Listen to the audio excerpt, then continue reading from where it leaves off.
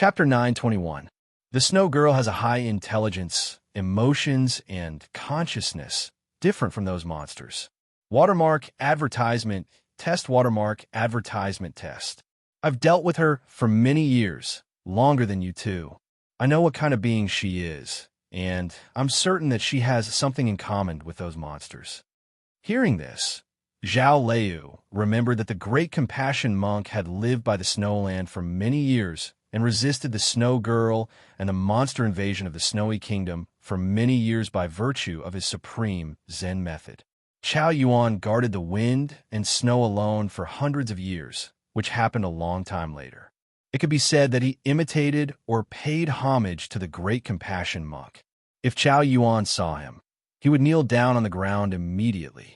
Yet, would Chao Yuan listen to his suggestion and help the Snow Girl become the ruler of those monsters and then surrender to her? Your idea is ridiculous, she said. Even if Aoyama has Jingjiu as his sword, it's just a boring repetition of the methods used by the gods. It can't solve the fundamental problem, and the humans will eventually walk on the same path of destruction.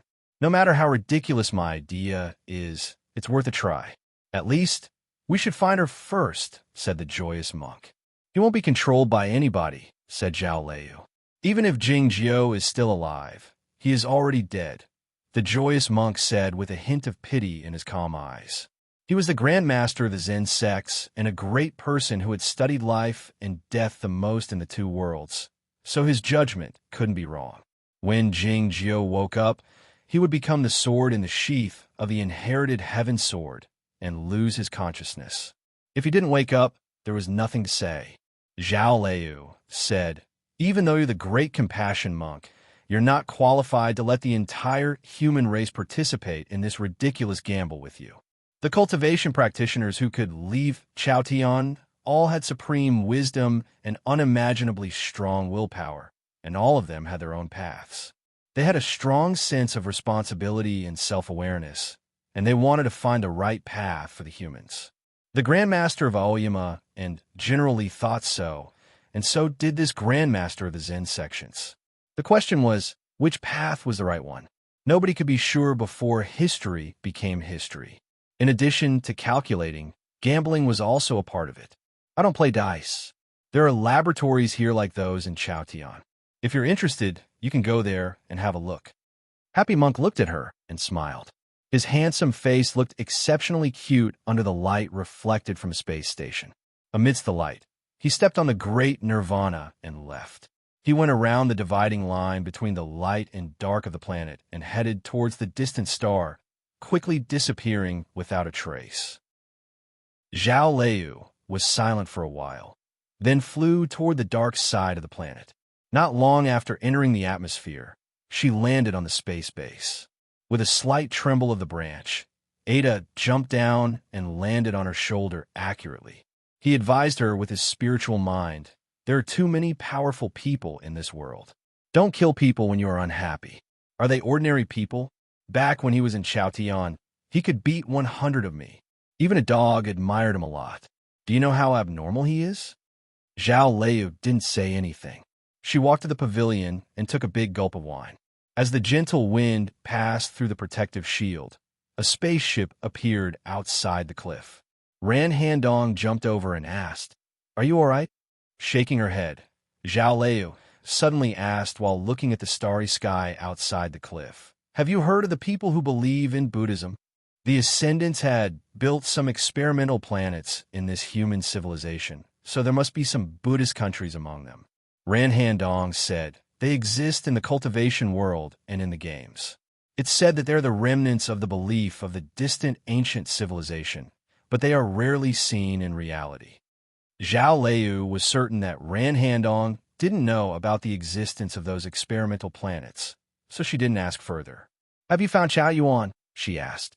Ran Handong said, "I've just received the news that the solar storm in the Wang-Right galaxy is indeed problematic." A few rays of light shot out from her bracelet, forming a light map, including a few remote images of the surface of the planet. Looking at the blurry images, Zhao Liu could vaguely see the vestige of the Buddha statue. It seemed that Chao Yuan had left, but it was unclear what the outcome of his encounter with Chunya would be. Are we really not going to find Jingjio? Ran Handong raised the issue again. Zhao Liu said, if he doesn't wake up, nobody will be able to find him. Let's just wait and see. Ran Handong didn't know the details of this matter, thinking that Jingjio was hiding somewhere. Wake up, she asked with a slightly changed expression. Zhao Liu didn't say anything, though she thought that it was true, just like what he had done before. What the young priest said was correct. The current Jingjio was like a flame that was dimmed on purpose, so that it wouldn't illuminate the darkness in the distance. However, such a flame could be easily extinguished by the wind. What the happy monk said was also correct. Jingjio's deep sleep was a hopeless attempt to protect himself. With the inherited heaven sword hovering above his head, he didn't dare wake up. It was because Jingjio had slept in the Guoqing Temple and in Zhaoga City for many years. When everybody thought that he would never wake up, he would suddenly open his eyes and wake up on an ordinary day, and then solve all the problems. As such, Zhao Liu didn't care about what the happy monk thought. The moment Jingjio woke up was the moment that would determine the future of the human civilization. Of course, it could also be the moment of his death. But had the Snow Girl really gone to the Sea of Dark Matter? Was it possible that God had created her, an artificial intelligence, in order to help the Sea of Dark Matter develop its own consciousness and welcome a king who could communicate with it? Outside the walls of the 7th District was an agricultural area that had been abandoned for many years. Illuminated by the starlight, the dilapidated residences looked like shells that had been contaminated by the Sea of Dark Matter. They were scorched black on the outside and ashes on the inside. On the other side of the simple road full of potholes was a pile of garbage several meters high. Most of the garbage was made up of sand and pebbles, which had lost their stench a long time ago. Covered by the thin layer of snow, it looked like a picturesque scene. The Snow Girl stood at the top of the garbage pile, her two small round hands behind her back. She was wearing a blue tracksuit, looking at the stars in the night sky, reflecting on something. The blue tracksuit belonged to Jingjio. It hung down to the ground on her body. She looked like a child wearing the clothes of an adult, pretending to be mature. Because of the closure, most of the factories had stopped working.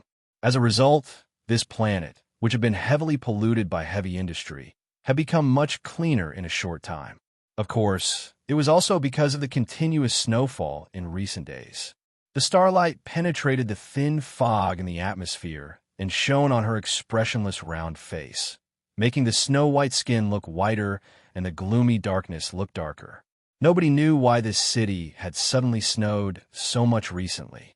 It was obvious that the official winter hadn't arrived yet, and nobody knew why this planet seemed to be colder than usual at this time of the year. It was obvious that the protective shield of the planet hadn't become weaker. Instead, it had become stronger after being injected with energy by the battleships a few times. Even the scientists of the Weather Bureau couldn't find the reason. However, it was a good thing that the falling snow had replaced the acid rain, though it was a bit more troublesome to remove the snow.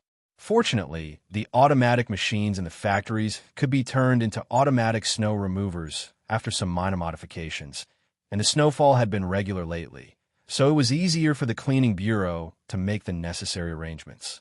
Every time the Snow Girl came to the top of the garbage pile outside the 7th District and stared at the starry sky in a daze, the snowfall would become heavier the next day. It might have something to do with her mood.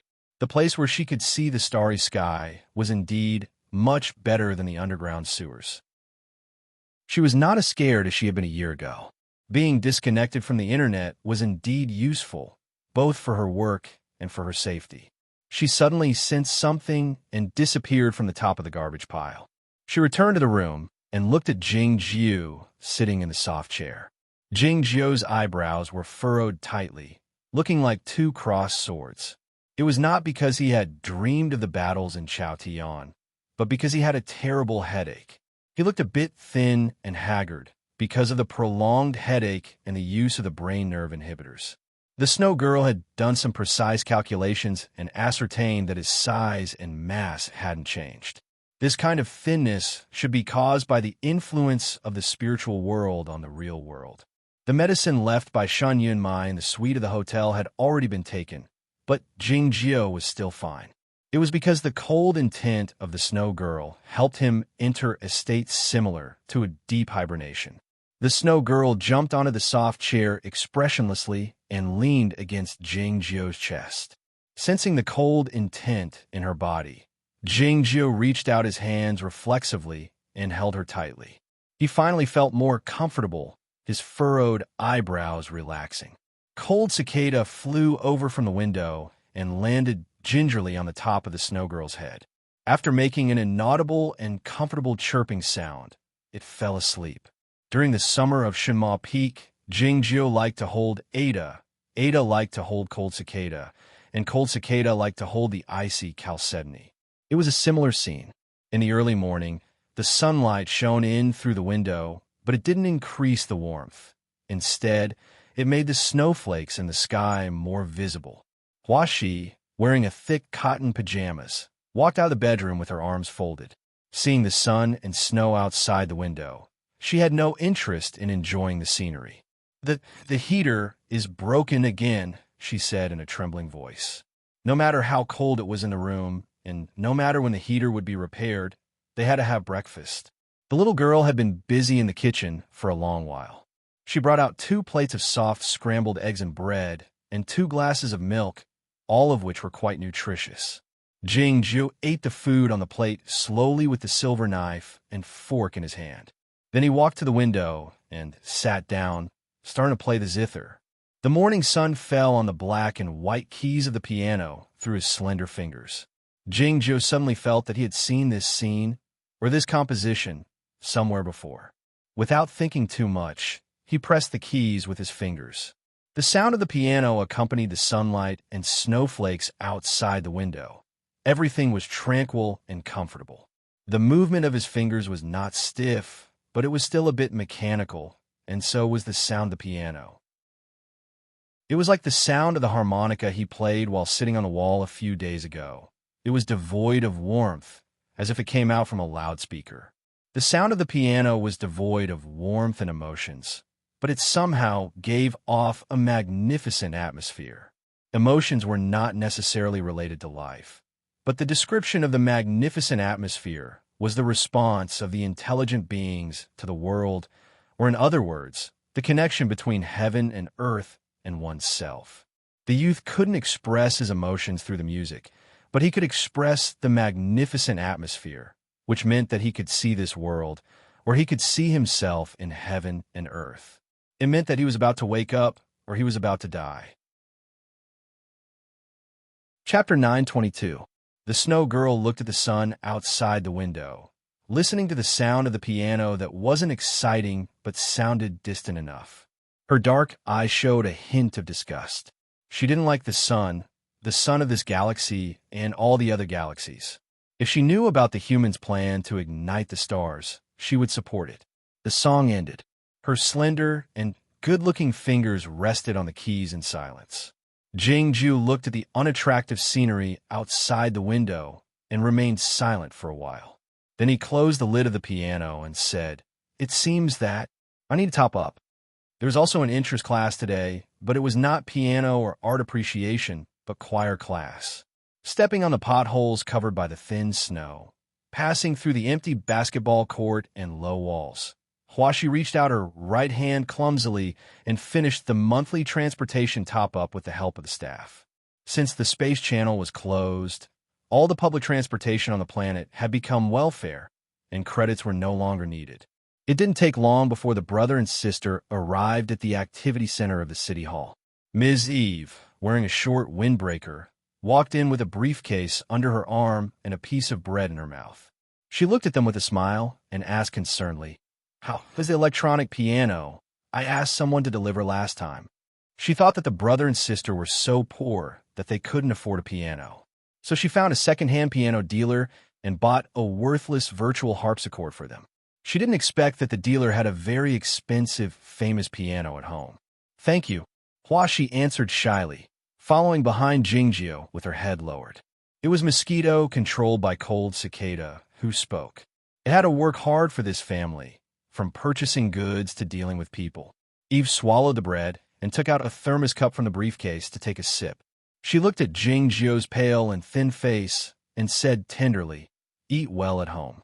Mosquito didn't need to say anything this time. Jingzhou nodded after hesitating for a while. Ms. Eve walked him to the door of the choir. She couldn't help but smile when she saw him sitting among the retired women. Then she led Hua Shi to the lounge. When the children in the lounge saw Hua Shi walk in with the big doll in her arms, they immediately became very quiet and obediently sat in their respective seats. A little boy carefully placed the remote control next to Hua Shi. He looked at the doll enviously and quickly retreated. The parents were already used to this scene and laughed. They didn't know what these children were thinking to actually pamper Hua Shi like a little queen. At 3 o'clock in the afternoon, all the classes were over. Jingzhou walked across the street with Hua Shi, but they didn't get off the subway because Shui Jiai suddenly wanted to go shopping. The planet had been locked down for more than 100 days. There was no shortage of food, medical care, and other important resources, but there were still a lot of other goods. The shopping malls were very quiet, and many of the shelves were empty. In the corner of the third floor, there was a special clothing area for the elderly. Clothes with bright colors and eye-catching patterns were hung on the clothes racks. According to Shui Jiai's wishes, Hua Shi bought a few bright red silk clothes and paid the bill with her wristband. The signboards and advertisements outside the subway window had been changed a long time ago. They kept changing the images of the goods and the slogans on the front of the subway. Soon, they were brought back to the living area. After returning to the 720th floor, Jingzhou sat by the window and opened his notebook on the piano. He started writing a poem with a pencil in his hand. Writing a poem was evidently more complicated than playing the zither. He thought for a long time, but didn't put pen to paper, his eyebrows furrowed. Having finished preparing the dinner, Hua Shi pushed open the door and went to the room next door. Since they lived here, the whole building was theirs.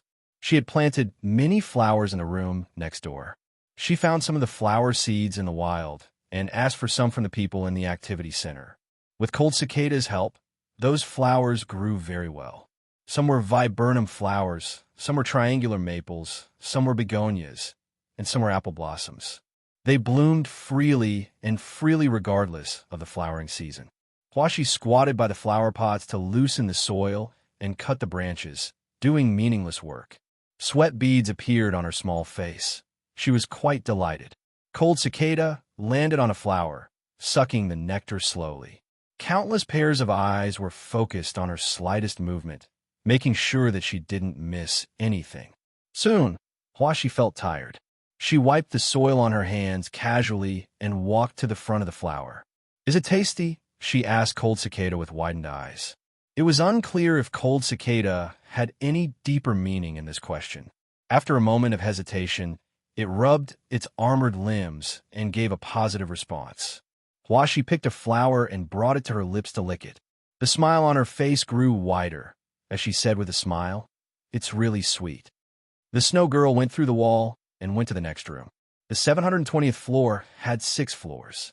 The floor of this room had been hollowed out by her, creating a building space that looked like a patio. Several rows of bookshelves were arranged from the ground to the top of the 6-story building. It looked like a cliff made of books, giving off an extremely dangerous feeling. It was as if the books would fall down like a wave in the next moment and pounce on them. The snow girl looked at the 2 red clothes she bought in the shopping mall. The clothes fell apart instantly and formed a red cloak, which landed on her body without looking tacky.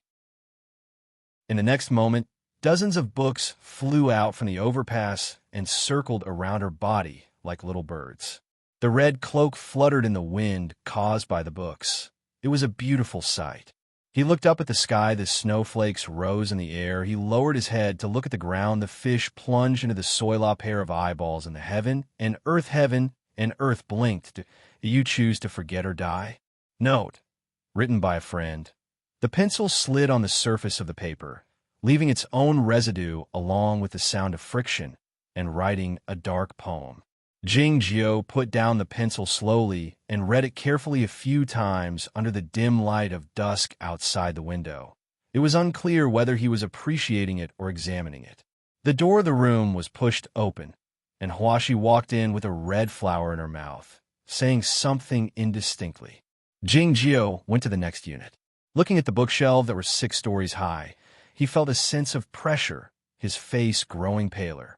Then he saw the snow girl flying in the ocean of books and the red cloak tousling in the wind. Jing Jiao felt the scene was familiar, as if he had seen it somewhere. He tilted his head and thought for a long time, but he couldn't remember where. "Time to eat," he said. The snow girl didn't eat, but she would sit by his side every time they ate. 2 simple dishes and rice were paired with the same boring and repetitive news. There was a change of personnel in the Star Chain fleet, and the governor of a certain sector had been replaced. Finally, there was something new. Ms. Zhong Lizi has completed her studies at the College of Priests, and she will succeed as the female priest of the Stargate next year. We all know that the College of Priests announced the termination of this woman's study some time ago. What has happened in the meantime? The following is the scene of the graduation ceremony of the College of Priests. We'll comment on it later. Huashi didn't pay any attention to it, nor did the snow girl. Looking at the silver-haired girl in the ceremonial robe on the TV screen, Jing Jiao had a familiar feeling again, but he couldn't remember what it was. The grassland stretched as far as the eye could see on the surface of the Stargate, and the soft and wet sand underneath, it looked like a prosperous world. The huge pagoda-like praying hall was ablaze with lights, devoid of its usual tranquility. The preachers and the servant girls that sat on the futons, their faces beaming.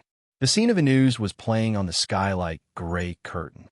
It was the graduation ceremony of the College of Priests on the main planet. 3 new priests graduated that day, but the attention of the crowd was focused on Zhong Lizi. Sitting behind the gray curtain, the priest of the Stargate wore a gratified smile on the corners of her mouth. She knew that the event had something to do with the godly commissioner named Zhao Liu. It was a simple piece of news, and it came to an end soon. The crowd in the praying hall dispersed after bowing to the gray curtain. In the early morning, a patch of cloud and fog was brought by the morning sunlight, and a figure could be vaguely seen in the fog. The female priest of the Stargate opened her eyes and looked in that direction. A middle-aged scholar walked out from the cloud and fog, his face showing a weathered expression. It was unclear how old he was. He walked to the front of the green ceramic pot and looked at a few flower petals on the surface of the water. He reached out his hand and picked up a petal, saying, "There are 50 paths toward heaven and 49 in heaven. I'm one of them." This scholar had a weathered expression on his face. It was unclear how old he was, but his eyes were very clean, showing a hint of innocence and childishness. The female priest of the Stargate thought that he was Bu Xiao, the house master of one cottage, whom the god had mentioned in the books. But when she saw his face and sensed his natural and innocent energy and the flower petal in his hand, she realized that he had a childish face. The petal with his name on it quivered slightly in the wind and then dissipated in the morning sunlight. The fresh water droplets and the petals turned into a great deal of information entering his awareness ocean. Chapter 923. The flower petals had vanished without a trace, leaving only a lingering fragrance on his fingertips. "I have something to ask," said Tong Yen. As he spoke, he rubbed his fingers imperceptibly, crushing the flower fragrance and the broken pieces of information. It took only a moment for him to learn the general situation and the current situation through the information left by Zhao Liu in the flower petals. The female priest of the Stargate was not an ordinary person, so she calmed down quickly and invited him to sit on the futon on the opposite side. She told him more details and ordered her subordinates to fetch the files that had been prepared beforehand. While waiting for the files, Tong Yin looked at the praying hall and sized it up. After a few glances, he hid the shock brought by the new world in the deepest part of his Tao heart. Those green stone slabs looked like the squares on a chessboard. He thought that he would miss the path of cultivation by being obsessed with the chess game. But unexpectedly, he had attained the path of cultivation by playing chess. The changes in the path of cultivation were beyond the reach of a human being. There were other flower petals floating on the surface of the water in the green porcelain basin, on which were the names of Lu Shui and Zhuo Ruzhui. As he was about to ascend, there was a strange phenomenon in heaven and earth in Aoyama in the south. It was believed that Zhuo Ruzhui had reached the critical moment. 36 huge waves had appeared on the East Ocean, which should be the direction. The flower petals were still there, indicating that Lu Shui hadn't gotten rid of the bitter ocean of love yet. It was a pity. You can have a look at these flower petals, said the female priest. This was what Zhao Liu had told him before he left. Tong Yin didn't refuse her request. He picked up the 2 flower petals from the water. The clear water turned into a faint fog, and the 2 flower petals vanished without a trace. It was unclear what Zhao Liu had told Lu Shui and Zhuo Ruzhui, but Jing Jiu had returned to normal soon after. It didn't take long before the files prepared by the praying hall arrived. Tong Yin didn't read the files right away, but started to study them first. In this aspect, he was more like the ascendants of Jing Jiu, the immortal Tan, and Jian Shilai, who were the old school or classic. Of course, it could be understood that Zhao Liu was too different from the others. After learning the relevant knowledge, he started to write the software. It was already the 7th day since he had arrived at the Stargate base when the new data analysis software was written and operated smoothly. Then, he began to use the software he wrote to analyze the dossiers. With his understanding of human nature and familiarity with all the story models, he wrote down a few names and formulated a dozen corresponding plans. Many people in the fire-passing pagoda, the main preachers of the administrative districts, the priest clans, and the clans of various clans would be put on a separate list and wouldn't be trusted by the praying hall anymore, but they would continue to play their roles in those plans. Such a complicated matter was as simple as playing chess in his hands. The female priest knelt on the cattail hassock and watched him do these things calmly and without any pressure. She thought about the description of the deity in the story and thought that Tong Yin of Zhongzhou was indeed unparalleled in strategy. According to Tong Yin's plan, the praying hall of the Stargate could control the entire Stargate base and cut it off from the main planet as long as it issued an order. Yet, this kind of separation or independence was meaningless. The main planet only needed to dispatch a dozen battleships to change the situation. Tong Yin was also aware that his existence must have been known by the Federation of the Milky Way and those ascendants of the previous generations. How should he deal with it? It would be a waste of time to consider the problem that couldn't be solved. If the great Grandmaster of Aoyama and that person wanted to destroy the Stargate base, nobody could do anything about it. The key was Jingjiu. If he were to be returned to the sheath as soon as he woke up and controlled by the great Grandmaster of Aoyama, what should he do? Ask these people to come and see me, said Jingjiu as he handed the name list to the female priest of the Stargate. Looking at the names on the name list, the female priest figured out that Jingjiu intended to do something to the praying hall and the government. But why did he want to see the CEO of the Twirling Rain Company? The game of the Tao toward heaven should be updated and upgraded, especially the dialogue system of the world window. Having said that, Tong Yin stood up and stretched himself, loosening his stiff body after sitting for a few days. He walked to the outside of the praying hall and looked at the seemingly green but actually barren prairie in the distant woods. Why did Jingjiu write the story of the Tao toward heaven? Why did he make this story become a game published in the whole universe? Different people had different answers. The most common answer was that Jingjiu intended to tell the Snow Girl, the great Grandmaster of Aoyama, and generally that he had come, so that they could come and receive him. Zhao Liu thought that Jingjiu wanted to make a declaration to the world that they shouldn't bother him. Tong Yin's idea was different. He thought that Jingjiu wanted to obtain enough information through this game and make it easier for him to contact others. In other words, Jingjiu wanted to create another curtain rollers in this new world. Tong Yin had done many things in the praying hall of the Stargate after his successful ascension, attracting the attention of many people. Zhao Liu didn't go back to the Stargate, nor did she contact Jingjiu. Instead, she made an unexpected decision, saying that she would go to the farthest galaxies to enjoy the sceneries. It happened that Zonglizi had 1 year to travel after graduating from the College of Priests, and Ranhandong had nothing to do. As such, they traveled together. The silvery, streamlined spaceship left the space base. The pavilion and the lone tree in front of the cliff grew farther and farther away. Soon, the spaceship and the main planet became a small speck, disappearing without a trace. During the journey of more than 10 days, Zhao Liu spent most of her time in the game of the Tao toward heaven. After the game was upgraded, the communication between the galaxies was smooth, and there was no problem connecting to the internet. After passing through a long warped hole, a planet appeared in the distance of the silvery spaceship, looking like a white speck. The speed of the spaceship slowed down abruptly. Zhao Liu and Ranhandong didn't feel anything, but Zonglizi couldn't take it anymore. She couldn't stop vomiting after injecting herself with 3 intravenous stabilizers. Fortunately, it didn't take long for the silvery spaceship to arrive at its destination, an unnumbered planet in the Federation of the Milky Way. This planet hadn't been modified for a long time, so its environment was relatively harsh, mostly due to its cold temperature. Most of the surface of the planet was covered with white snow, and the 2 poles had a lot of dry ice. However, there were many humans living near the equator. The 3 of them saw the situation of the human settlements through the monitoring devices. Zhao Liu's countenance remained the same, but Ranhandong and Zonglizi were quite startled.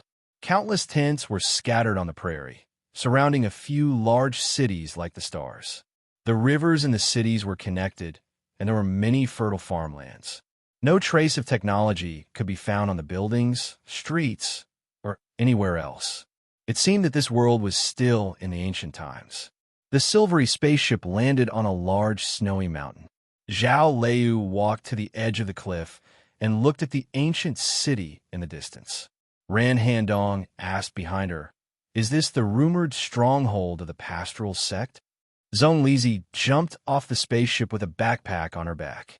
Ada poked his head out from the gap of the backpack and sniffed the air with narrowed eyes, smelling a familiar scent in the atmosphere. Zhao Liu didn't say anything. She rolled up her sleeve and led the 2 girls to leave the snowy mountain and land in the city. A hole appeared in the cloud layer, bringing out several lines. Another gust of wind swept up some sand, and the flags on the city walls were blown over. Seeing the figures in the grand temple, the populace was startled. They knelt down on the ground in tandem, yelling the names of Bodhisattva and fairy girls. The grand temple was the place that governed the human world. Seeing some familiar buildings, Zhao Liu knew that they were built in imitation of the Guocheng temple. Ada realized that the familiar scent was the scent of incense. Though Zonglizi and Ranhandong hadn't been to the Guocheng temple, they had read the book many times. The stone pagodas and meditation rooms hidden in the pine forest reminded them of this. Hundreds of monks walked out from various temples and bowed to the 2 girls, but they didn't say anything. Ada liked the Guocheng temple very much, especially the fallen leaves in the temple, which are the most suitable cushions for sleeping besides the breasts of the girls. As he was about to jump out of the backpack to look for them, he suddenly found that he was in the sky again. Zhao Liu led the 2 girls and the cat to the grassland outside the city. There was a path made of stone slabs on the grassland, leading to the snowy mountain in the north. The wild grass grew among the stone slabs, and the surface of the path was full of potholes. However, they didn't look like they were formed naturally, but were created by a certain force. If they're the anti-skid lines, it's not scientific, Ranhandong thought. She turned her head around when she heard the crashing sounds behind her. An old woman knelt down on the stone path and kowtowed toward the distant snowy mountain. After she had kowtowed 3 times, the old woman stood up with difficulty and took a few steps forward before she knelt down again. It seemed that she would repeat this action until she entered the snowy mountain. This was probably a religious ritual. They stood by the path, waiting quietly for the old woman to pass by. It was extremely tiring to pay their respects to the Buddha, and it would take a long time. Ada felt bored waiting while crouching on her shoulder. He yawned and started playing with her silvery hair. After a long while, The old woman had finally disappeared on the other side of a gentle slope on the grassland. Zhao Liu led them in flying to the sky, looking down at the sky. There were a few similar paths leading to the deep part of the snowy mountain on the grassland, and there were many believers like the old woman on these paths. They looked like ants heading toward their home, silent and determined. For some reason, they didn't have to walk like this. They flew along the paths to the deep part of the snowy mountain. It didn't take long for them to see a small town full of white residences. There was a patch of red cliff behind the town, in front of which was a plain and simple temple with a high door-sill. Zhao Liu stepped over the door-sill and asked the Buddha statue with the golden paint and cracks all over its body, "How come you've lost weight?" The golden Buddha statue was none other than Chao Yuan. It was unclear why he was on this remote planet at the moment. He moved the badly damaged iron broadsword to the side and gestured for Zhong Lizi and ran hand-on to sit down. After bowing to Ada, he asked Zhao Liu, "Why are you here?" "I came to see you," said Zhao Liu. Chao Yuan didn't need her to say more, saying, "I can't help you with the matter regarding the immortal Jingyang." Zhao Liu was even more direct, asking, "What are you here for then?" Chapter 924. The here did not refer to this planet, but the world after ascension. The cultivation practitioners had cultivated in Chaotian for many years for the sake of ascending. As such, they had to think about the meaning of ascension. Zhao Liu's statement to Chao Yuan had the same meaning. Having said that, she turned around and walked to the gate of the temple. She sat on the high door-sill and looked at the small town in front of the mountain, her figure a bit bleak. Many years ago, Jingjiu was trapped in the deep part of the snowland in order to rescue by Zhao. She had gone to the small temple in White Town and sat on the high door-sill for a long time. Jingjiu was nowhere to be found at the moment, and he was trapped as well. She sat on a similar spot again. Zhong Lizi and Ran Handong eyed each other, thinking that the scene in the novel had reappeared in front of their eyes. It was truly sentimental. After all, this wasn't a movie or a game. Chao Yuan handed 2 bottles of water to them. Zhong Lizi and Ran Handong were overwhelmed by the favor. They took a good look at him and found that his appearance was different from the one described in the novel. The golden skin on the surface of this Buddha statue had peeled off a lot. The biggest change was that it was much smaller in size, but it looked a bit taller and a bit chubby. The purpose or reason for my ascension is simple. It's the basic curiosity. Chao Yuan walked to the back of Zhao Liu and followed her line of sight to look at the believers in the small town. The resolute expression on his face grew a bit softer as he said, "I've always thought that this is the foundation of the path toward heaven." Zhao Liu didn't turn her head around as she remarked lightly, "You're quite open-minded." Chao Yuan said, "The immortal told 3 stories before his ascension, and one of them is about me. Now that the whole world knows what happened to my family, we have to accept it even if we don't want to. Moreover, the 3 sages are dead anyway." His background was indeed strange, and it was hard to describe what he had experienced. His cultivation state had reached the point of ascension a long time ago, but he couldn't accept it until Jingjiu pointed it out. Zhao Liu said, "I'd like to drink some water too." She had sat in the small temple in White Town for a year, so she was quite familiar with Chao Yuan, so she didn't mince her words. Ada jumped into Zhong Lizi's bosom after a meow, lifting his head to signal for her to feed him. Chao Yuan uttered, and handed her another bottle of water, asking, "What's the situation in Chaotian right now? Where's Zen Master?" Zhao Liu said, "The little monk is different from you. He is not so curious about the outside world." Interestingly, back then, when Jingjiu called Zen Master Little Monk, she was much younger than Zen Master, so she was used to calling him that. Chao Yuan said, "I've been out of the Guochang Temple for a short time, but I miss it somehow when I think of the Guochang Temple after so many years." Longing for something like this had nothing to do with one's realm or cultivation level, nor did it have anything to do with being heartless. It was just a very natural connection of cause and effect. He missed Chao Tian, and so did the other ascendants. Otherwise, the joyous monk wouldn't have built this city the same as White Town and built such a temple and a Guachang temple in that city. Zhao Lei didn't want to talk about the joyous monk with him, so she changed the topic and asked, "What was the result of your fight with the stone man on Chunwu Mountain?" Chao Yuan and Chun had an arduous fight on that planet in the Right King system. The large cracks on the surface of the planet were the evidence, but nobody knew the final outcome of the fight. Her initial question was why Chao Yuan was here. "I won, but I didn't know what to do, so I chose to escape." Chao Yuan revealed his intention frankly. "He told me about this place and gave me the coffin." "The coffin?" Zhao Lei was taken aback a bit, asking. "Yes, I'm the coffin keeper now," said Chao Yuan while looking at the back of the small temple. "I wonder if this means something." Zhao Lei, Ran Handong, and Zhong Lizi followed his line of sight. It was then that a cold wind blew in from outside the window, ruffling the cloth curtain behind the Buddhist seat, exposing a coffin. The coffin was very large, made of transparent glass. There were many beautiful sceneries and white cranes dancing in the air inside. General Li lay in the coffin in silence with his eyes closed. Ran Handong and Zhong Lizi were shocked speechless. Zhao Lei felt surprised as well. She walked to the front of the huge, transparent coffin and looked at the remains of the grandmasters in the glass world, remaining silent for a long time. She knew how General Li died and what his fairy bones and the fairy thread in his body meant. Many ascendants wanted to get their hands on them. Why did Chunyi give them to Chao Yuan?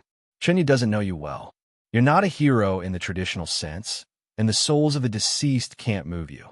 You're willing to guard the coffin because you want to perceive something. The problem is, she turned to Chao Yuan and said, "Even though the old world seems to be alive, it's actually dead and on the verge of decaying. I don't think you can get any inspiration from it.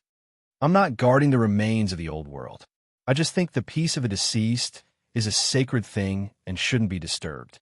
Besides, I need a quiet place where I can look at the humans and think about the future of the humans."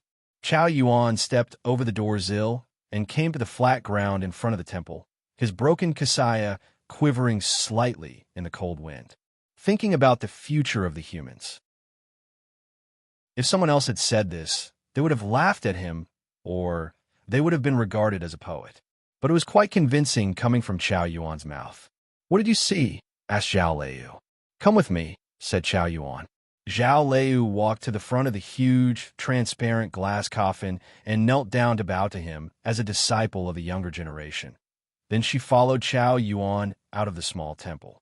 Chao Yuan led them to the highest spot of the snowy mountain. The dancing wind and snow calmed down slowly, but Zhao Lei's messy hair was still tousling by her temples. It was very cold on the top of the snowy mountain. Though Ran Handong had a high cultivation state, she could still endure the coldness, but Zhong Lizi couldn't stand it and started shivering like a sensei. By now, Chao Yuan remembered that there was a regular person in the room. With an apologetic expression, he was about to deploy the formation to ward off the cold. Zhong Lizi waved her hand to indicate that there was no need for it. She took out the winter clothing from her backpack and put it on, holding Ada tighter in her bosom. The higher they stood, the farther they could see. From here, they could see the large city outside the snowland, the straight roads, and the pious believers walking forward on their knees like black dots.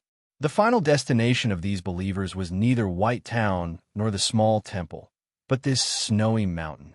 After taking a short rest in White Town, the believers set off again. Wearing thick and shabby clothing, they walked forward on their knees along the snowy mountain while resisting the wind and snow and the cold. Zhao Lei was fully aware that what Chao Yuan wanted her to see was not these. The so-called piety and perseverance were excellent human qualities and beautiful intentions, but there were still many levels of disparity between them and the problems he was thinking about. "It's over there," said Chao Yuan while pointing to an icy peak in the west. That icy peak was a bit shorter than the snowy mountain under their feet. It shone brightly under the setting sun, reminding Zhao Lei of the icy peak in the deep part of the snowland in Chaotian. A few sadhus were climbing up the icy peak with difficulty. Their monk robes were thin and shabby, looking like a few pieces of rags. Many wounds could be seen on their bare feet, but they didn't bleed because of the ice and snow. Do these people have a high cultivation state? They can climb to such a high place without any equipment, Ran Han Dong exclaimed in surprise. Zhong Lizi put down the telescope in her hand and exclaimed incredulously, "Aren't they cold?" The cold wind whistled, and the ice chips brushed past the faces and bodies of the sadhus like knives, leaving many bloody marks on their bodies, but they were soon frozen by the low temperature. Looking at the scene, one could imagine how harsh the environment was, how difficult it was to move forward, and how much pain the monks had to endure. These sadhus are all regular people. They don't know the martial arts of this world, and they refuse to accept the genetic modification. Before Chow Yuan could finish a sentence, a few rocks suddenly rolled down from the icy peak, causing a lot of snow to fall down. The sadhus were in grave danger. Zhong Lizi picked up the telescope again and screamed in surprise. Ran Handong looked at Zhao Liu, wondering if she would help them. Zhao Liu looked at the icy peak in the distance in silence. It was unclear what was on her mind. "But they have learned some marvelous skills," Chow Yuan continued. The situation on the icy peak grew more and more dangerous. The sadhus were a bit panicked. As they were about to fall off the cliff, they somehow flew up while holding each other's hands. The sadhus didn't fly very high from the ground, their bare feet only a few feet above the surface of the snow. They were on the verge of falling down, their faces pale. Soon after, they fell back to the ground, but they had successfully avoided being pushed off the peak. Zhong Lizi and Ran Handong felt relieved, but they couldn't figure out why those sadhus could fly up if they didn't know how to cultivate. "There's no energy of heaven and earth here, so we can't practice the Zen methods. And the fairy energy is very weak." Zhao Liu pulled back her gaze and asked Chow Yuan, "What are you trying to say? I don't know much about this kind of force. It might have something to do with belief." Chow Yuan looked at the large city in the distance, the believers on the streets, the practitioners in White Town, and the sadhus on the icy peak. "I'm not saying that the humans need this kind of force in the future, but I'm trying to tell you that the humans have been looking for different ways to survive and improve themselves," he said. Zhong Lizi suddenly felt less cold. She looked at the icy peak under the sunlight while stroking Ada's hair, saying sentimentally, "The humans are really outstanding." Zhao Liu fell silent for a while before saying, "Yes, so the humans should survive." Chow Yuan pulled back his gaze and stared in her eyes, saying, "If the survival of the humans requires Jingju to die, what choice should we make?" Zhao Liu pressed, "You know my answer. Why do you still ask me?" Chow Yuan said earnestly, "You came to me because you wanted to persuade me not to be as lazy as the immortal." Zhao Liu said, "Do you know why Yin Sanyo was annoyed by you? It was because the monks of the Guochang Temple talked too much." The monks of the Guochang Temple were indeed talkative. They were the Zen master Lu Shui and that middle-aged monk who had passed away in a sitting posture. Chow Yuan was an outstanding figure in the history of the cultivation circle in Chaotian, but he was still talkative. It was probably for this reason that the vow of silence in the Guochang Temple was the best. Yet, what Chow Yuan said was correct. Zhao Liu had to persuade him if she wanted to ask him to help her. As such, the discussion that they were tired of hearing had to take place again. He is also a member of the humans. The humans have a reason to live, and so does he. She went on, "If you think he is not a member of the humans like the great grandmaster of Aoyama and that old woman do, why do you want him to die for you? Do your own things by yourself. This is something that even a young child should understand. You people have cultivated for hundreds of years, or even thousands of years. Is it all in vain?" Ada meowed once in Zhong Lizi's bosom, expressing his agreement, especially the last sentence. Many people would say that Jingjiu was a product created by the humans, or a product created by that god, so he should be sacrificed for the humans. However, the parents had given birth to their children and had done many things for them. Should the children die for their parents? In fact, everybody understood the reasoning, and they were also aware that it was meaningless. It was the difference between the standpoint and the way of doing things. There was no right or wrong, good or evil. Chao Yuan had the same opinion as Zhao Liu. He didn't think Jing Jiao should be sacrificed, but it was impossible for him to stand on the side of Jing Jiao, like Zhao Liu, and fight against the whole world for him.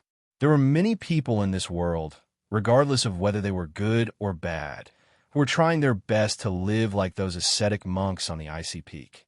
They had the right to live at all costs. Fortunately, he will die in a few dozen days. The humans won't have to worry about this issue anymore. As he said this, he and Zhao Liu stood by the shore of a large lake surrounded by snowy mountains. The water of the lake was crystal clear.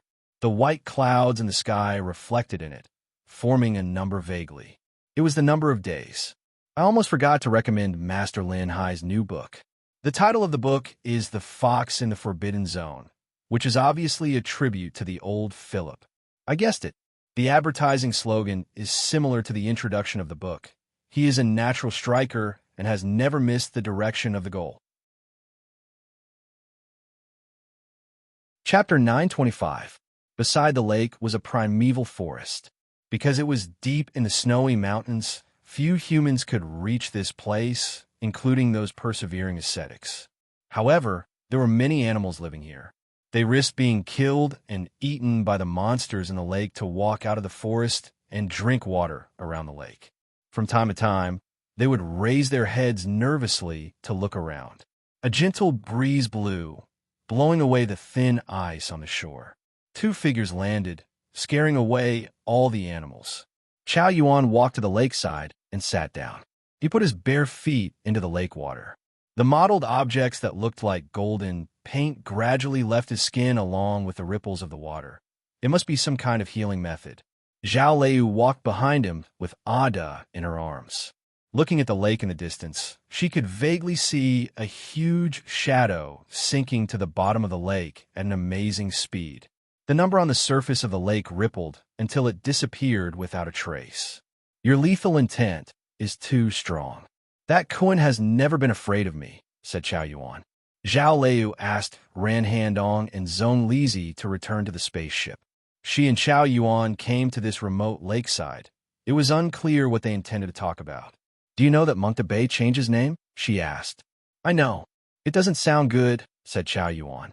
Zhao Liu was silent for a while, then continued to ask, did you know that he wanted to surrender? The Snow Girl won't go to the sea of dark matter, so the idea of the great Grandmaster is wrong. As such, there is no need to discuss whether it is absurd or not, said Chao Yuan while looking at the surface of the lake. There is a golden Buddha on the surface of the lake. It was slightly distorted as the light in the water changed. This planet was the Buddhist land created by the Great Compassion monk. Chao Yuan observed the heaven and earth and the universe and pondered the future of the humans here. It seemed that he had had a deep conversation with his grandmaster. In the history of cultivation in Chaotian, there were two outstanding human swordsmen who had resisted the wind and snow alone in White Town for hundreds of years. One was him, and the other was his founding master, Monk Great Compassion.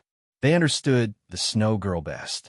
She was the most compassionate, selfless, and, in many people's eyes, the most absurd. Zhao Liu confirmed that she couldn't convince the other party, so she said, I have another important matter that I need your help with. She took out the green sky mirror. The green sky mirror fell into the lake and was washed by the clean water. It grew brighter, and the white clouds in the sky could be seen clearly. There were many sweet chirps of birds in the primeval forest. Some animals like deer poked their heads out adorably. The giant Kuin in the distant lake also stopped diving, revealing an aura of wanting to get close to it. These subtle scenes disappeared in the next moment, because she also put Ada on the ground. Ada shook his body, allowing the cold wind to ruffle his white fur. He quickly expanded, turning into a huge white tiger several hundred meters long, emitting an unimaginable might. The lake water splashed and splashed against the rocks on the shore. In the distance, the giant kraken fled even faster than before. The deer and other animals were frightened and scattered in all directions. Only the sweet chirping of the birds continued. At some point, the bluebird landed on a coal branch. The entire planet seemed to be isolated by Ada's presence. Chao Yuan was surprised that Zhao Liu ascended with the green sky mirror, and he was surprised by the strength of the principal guard of White Ghost after his ascension. He was even more wary of such a situation, his expression turning grave. It was evident that Zhao Liu intended to ask about an important matter. A red carp swam out from the green sky mirror and dived into the lake.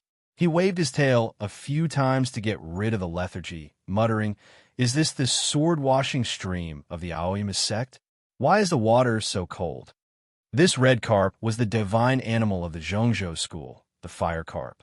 He had almost lost his life when Bai Zhenren pulled out his tendons and soul, and he was raised in the green sky mirror by Jingjiu. The pond was left unattended, and the fire carp regained his freedom. However, his companion had become an idiot, looking like a ghost. The fire carp was much less energetic. After swimming in the lake for a while, the fire carp suddenly felt something was out of place. Looking at the snowy mountains nearby, the expression in his eyes changed abruptly. "Why are we in the snowland? What if we encounter the queen? Let's go."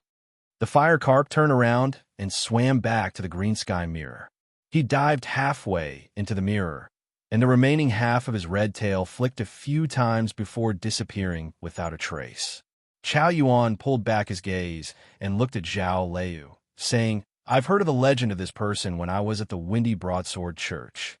Zhao Liu didn't beat around the bush, saying, "Jingjiu said that the illusionary realm of Cloud Dream created by the green sky mirror was filled with some non-real life beings at the beginning. It wasn't until Qing became the true spirit that those spiritual beings were awakened and had self-awareness and cognition. They were like the programs of this world, becoming the true artificial intelligence." The bluebird on a distant branch chirped once. "Why can the life beings in the green sky mirror exist in the form of spiritual beings?" asked Zhao Liu. Chao Yuan said, "Maybe it's because they have existed in this form since the moment they appeared." "What about the fire carp?" asked Zhao Liu. "Why can his spiritual soul exist all the time? His Tao body has been destroyed a few hundred years ago."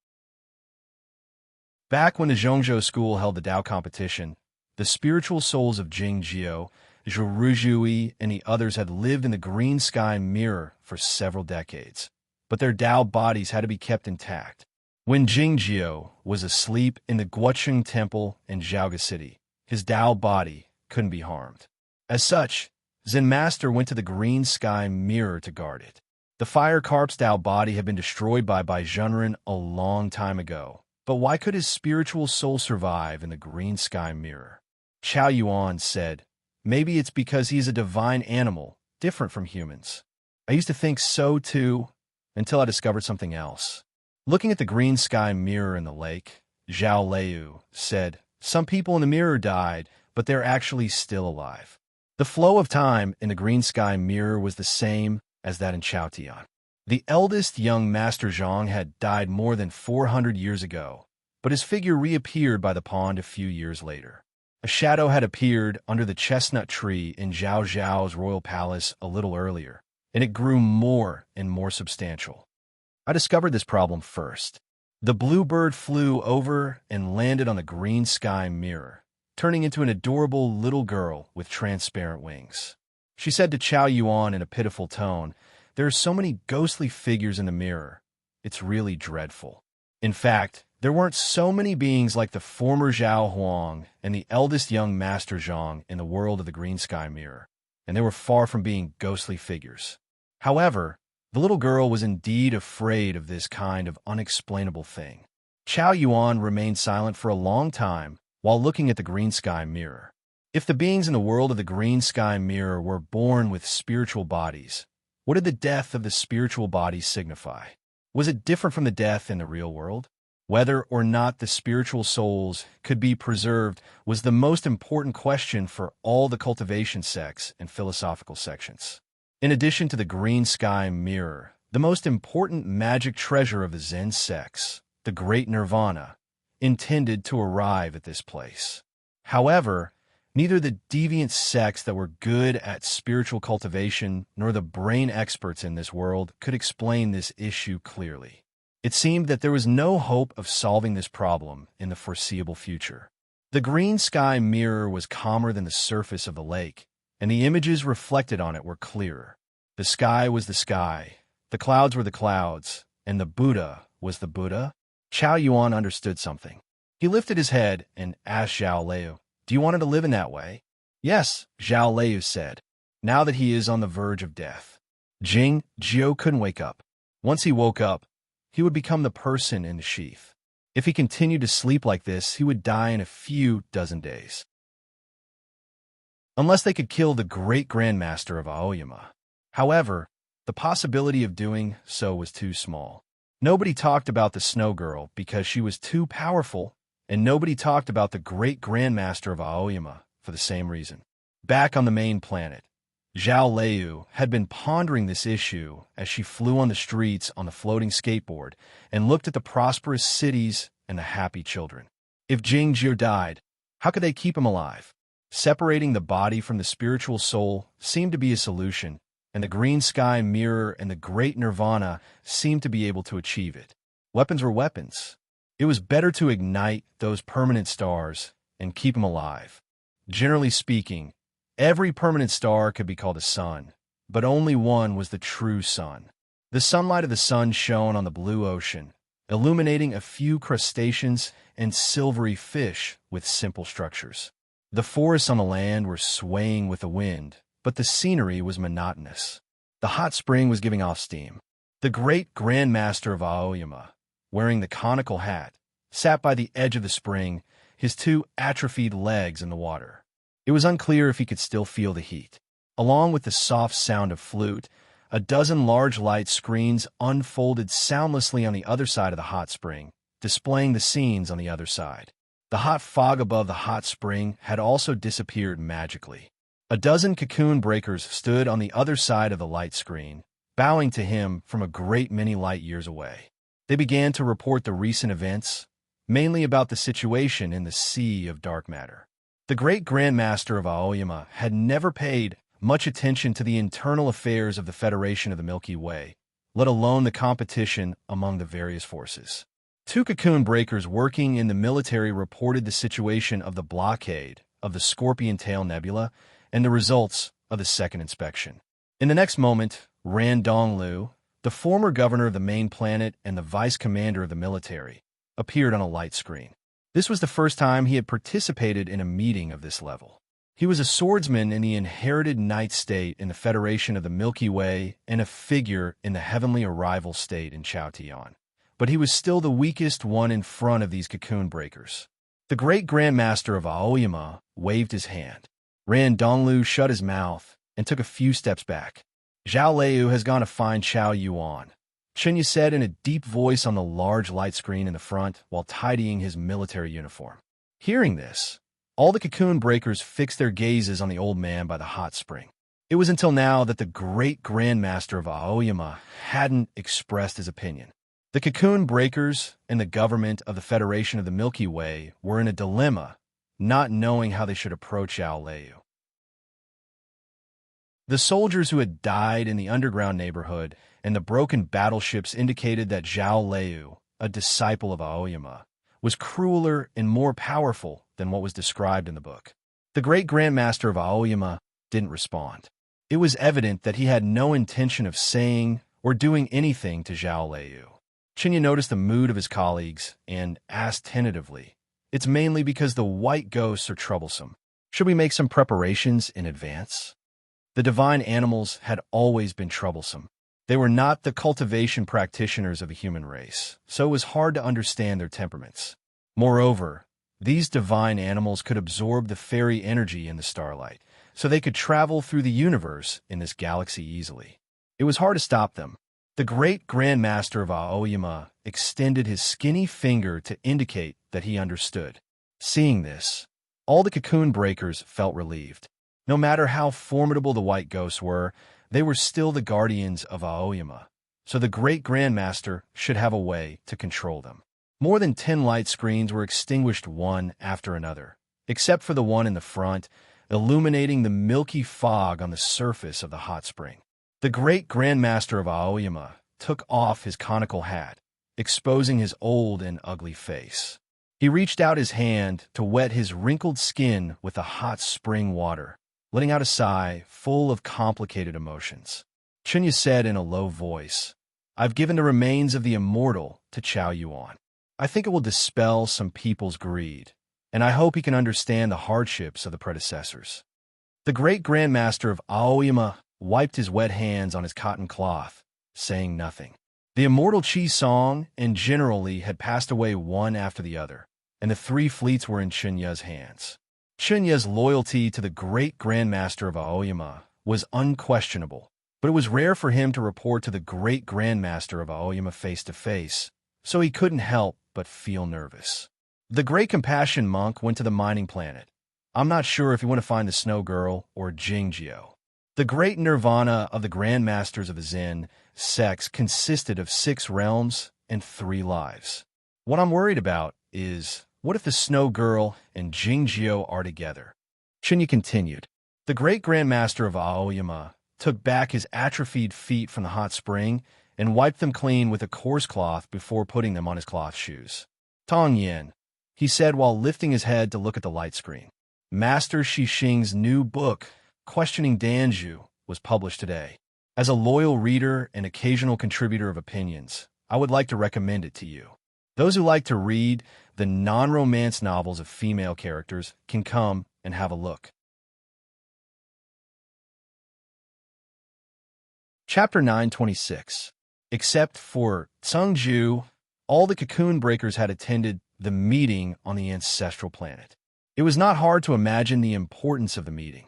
Though they didn't discuss anything important, any seemingly insignificant remark was enough to change the history of an administrative planet. However, the Grandmaster of Green Mountain hadn't said anything from the beginning to the end, and he hadn't expressed his attitude toward the matter until now. He mentioned a name. Tong Yin was the newest ascendant, and his strength was not too weak.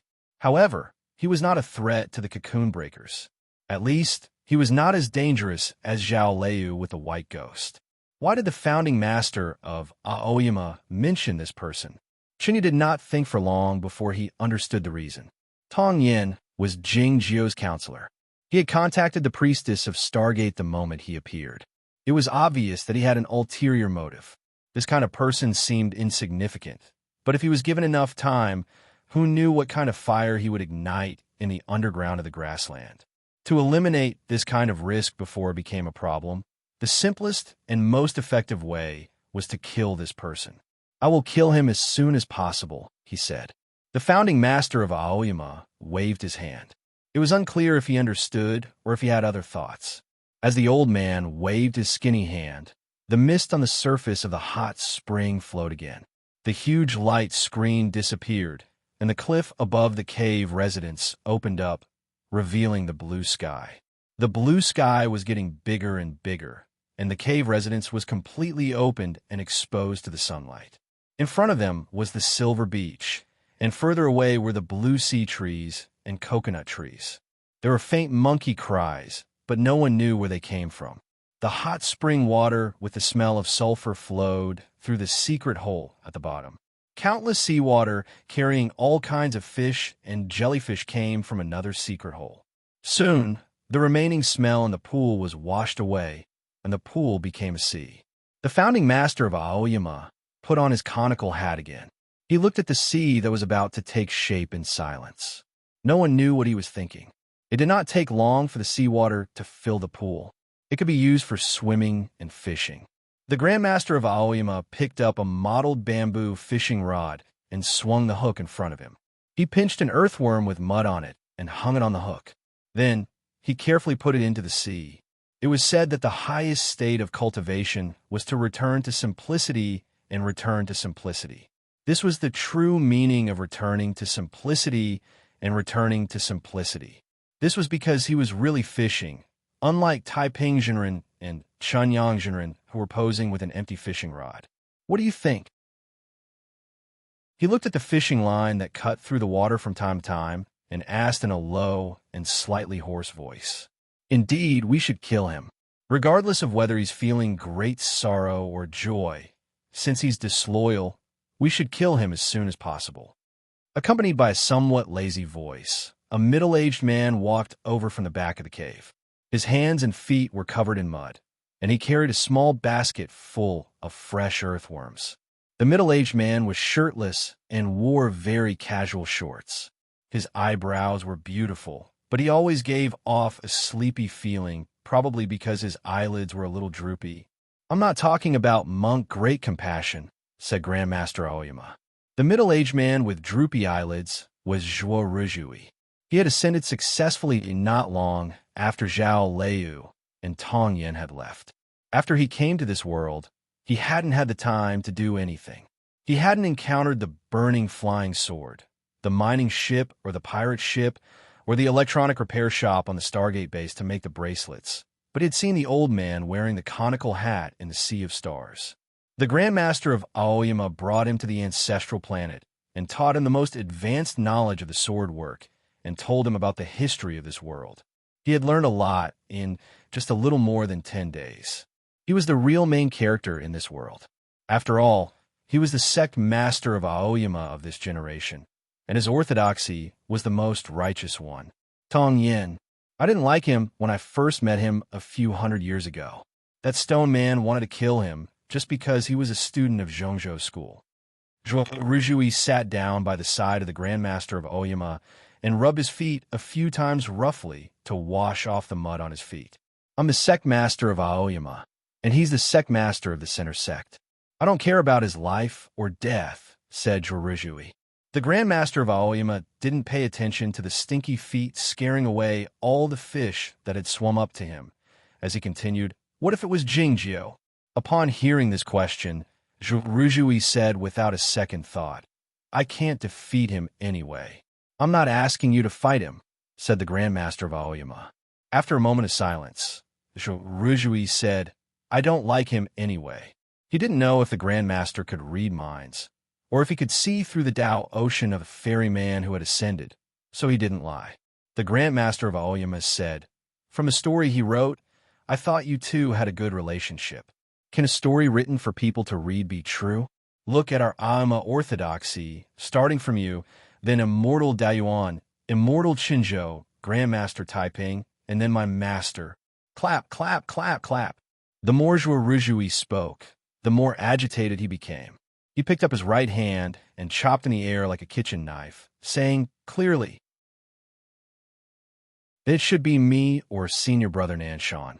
What does it have to do with him? What's more, he wanted Gu Qing to be the sect master at first, and then Uncle Guang Yuan. When did he ever think about me? Later, when I became the sect master, I was still a figurehead by the Shinma Peak. I won't thank him for this." Clap, clap, clap, clap, clap, clap. It was the sound of monkeys breaking coconuts and throwing them on the ground. No one knew why they were so naughty. The coconuts were scattered all over the silver beach, like stars appearing in the night sky after sunset, or like messy numbers, giving off an ominous feeling. Among the stars in the sky, the moon was the brightest. After fishing for half a day, the Aoyama Grandmaster was getting tired of fishing. He took off his conical hat and found a chair on the beach to lean on. A few robotic machines came out from all over the place, carrying fruits and vegetables, as well as a lot of wine. Ruzhui brought a chair over and invited the Grandmaster to sit down. He did not hesitate to dig in. He ate to his heart's content, perfectly playing the role of an imperfect junior. Suddenly, he thought of Fan Xian. The Aoyama Grandmaster held the wine cup and drank slowly. He looked at the bright moon in the night sky and lightly recited, "When will the moon appear? I asked the sky with a cup of wine." Zhuo Ruzhui quickly used a wet towel to wipe off the oil stains on his hands. He poured himself a cup of wine and respectfully held it with both hands. "Nice poem, Grandmaster. This is not a poem written by me," the Aoyama Grandmaster said. "It was dug out from an underground ruin on the ancestral planet a few years ago." Zhuo Ruzhui drank up the wine in his cup and asked confusedly while looking at the moon, "Why is it called the moon? Speaking of which, is this how the 12 months in a year came to be? There are 365 sunrises in a year. This is another poem. The chronology and many units in both Chowtian and the Federation of the Milky Way come from the ancestral planet. If you're interested, there are many materials in the Manor Cave. The Aoyama Grandmaster continued. I've stayed on the ancestral planet over the years to do the data mining of the distant ancient times. That God had done a lot of it back then. It was evident that the distant ancient times referred to an era even earlier than the distant ancient civilization. Why do you and that God both attach so much importance to this matter? Asked Zhuoruzhui. Only by knowing the origin can we know the destination. It is the same for the humans as a whole and us individuals. The Aoyama Grandmaster asked with narrowed eyes, do you know why Jingzhu wrote that story? Zhuoruzhui shook his head honestly. That story is his declaration to the whole world, and is also a complete record of his past. He wants to go to an endless destination, so he has to write down the origin clearly. The moonlight shone on the aged face of the Grandmaster, making his ugly face look as if it had experienced a great deal of vicissitudes, as his voice rang out slowly. After a moment of silence, Zhuoruzhui asked, Grandmaster, where are you going? The Aoyama Grandmaster said calmly, I'm heading to the endless abyss. If I die one day and can't come back, you should stay here and sort out the materials. Having said that, he raised the wine cup in his hand and toasted the bright moon in the distance. Zhuoruzhui's line of sight followed the direction of the wine cup and fell on the bright moon. His current state was extremely high. He was a real deity, so his eyesight was naturally extraordinary. He could clearly see the potholes on the surface of the moon and even many of the facilities of the planetary defense system. Ever since the day the Aoyama Grandmaster lived in seclusion on the homeworld, the solar system had become a true forbidden zone. Other than the few people he allowed and that young girl, no one else could enter the long-distance asteroid belt. That long-distance asteroid belt was said to be called the Kuiper Belt in ancient times, and now, in the most secretive information of the Cocoon Breaker organization, it was called the Star Belt. Can't enter the Star Belt. This was a rare humor from General Lee, but it was not exactly humor. The people of the homeworld or the ancients. At that time, civilization was still very backward, and they didn't know how to cultivate. So what would these stars be in their eyes? What would the moon be? Zhuoruzhui chewed on the coconut and said with a muffled voice, would they think that there were trees, palaces, and deities on the moon? The Aoyama Grandmaster calmly said, there were records of that deity's earliest excavations. It was said that the people of that time did think that there were palaces on the moon, and that there was a female deity called Chang'e, which two words. Zhuoruzhui's interest was piqued as he listened to the female deity. The Aoyama Grandmaster dipped his finger into the wine and wrote the two words Chang on the table in the language of this world. Zhuoruzhui thought for a bit, then said, when the ancients learned more about this world, would they have new and different imaginations? That would be the earliest imaginations, or science fiction. Some people thought that the moon should be hollow, the Aoyama Grandmaster said. Zhuoruzhui laughed and said, how daring! The moon is indeed hollow now, the Aoyama Grandmaster said. The Aoyama Grandmaster said it was hollowed out by humans later on and made into a space base, then abandoned. Now it has been modified into the homeworld's defense system, which can seal off the surface of the homeworld in the shortest amount of time. Zhuoruzhui was stunned by this turn of events. He looked at the moon and night sky and had a strange feeling. He said, if someone is hiding in the moon and watching us, it would be fun. The Aoyama Grandmaster was very patient with him and said, if someone is watching us, we will see them. Zhuoruzhui suddenly said, Grandmaster, can you let him live? Chapter 927. Tong Yin asked the Grandmaster of Aoyama.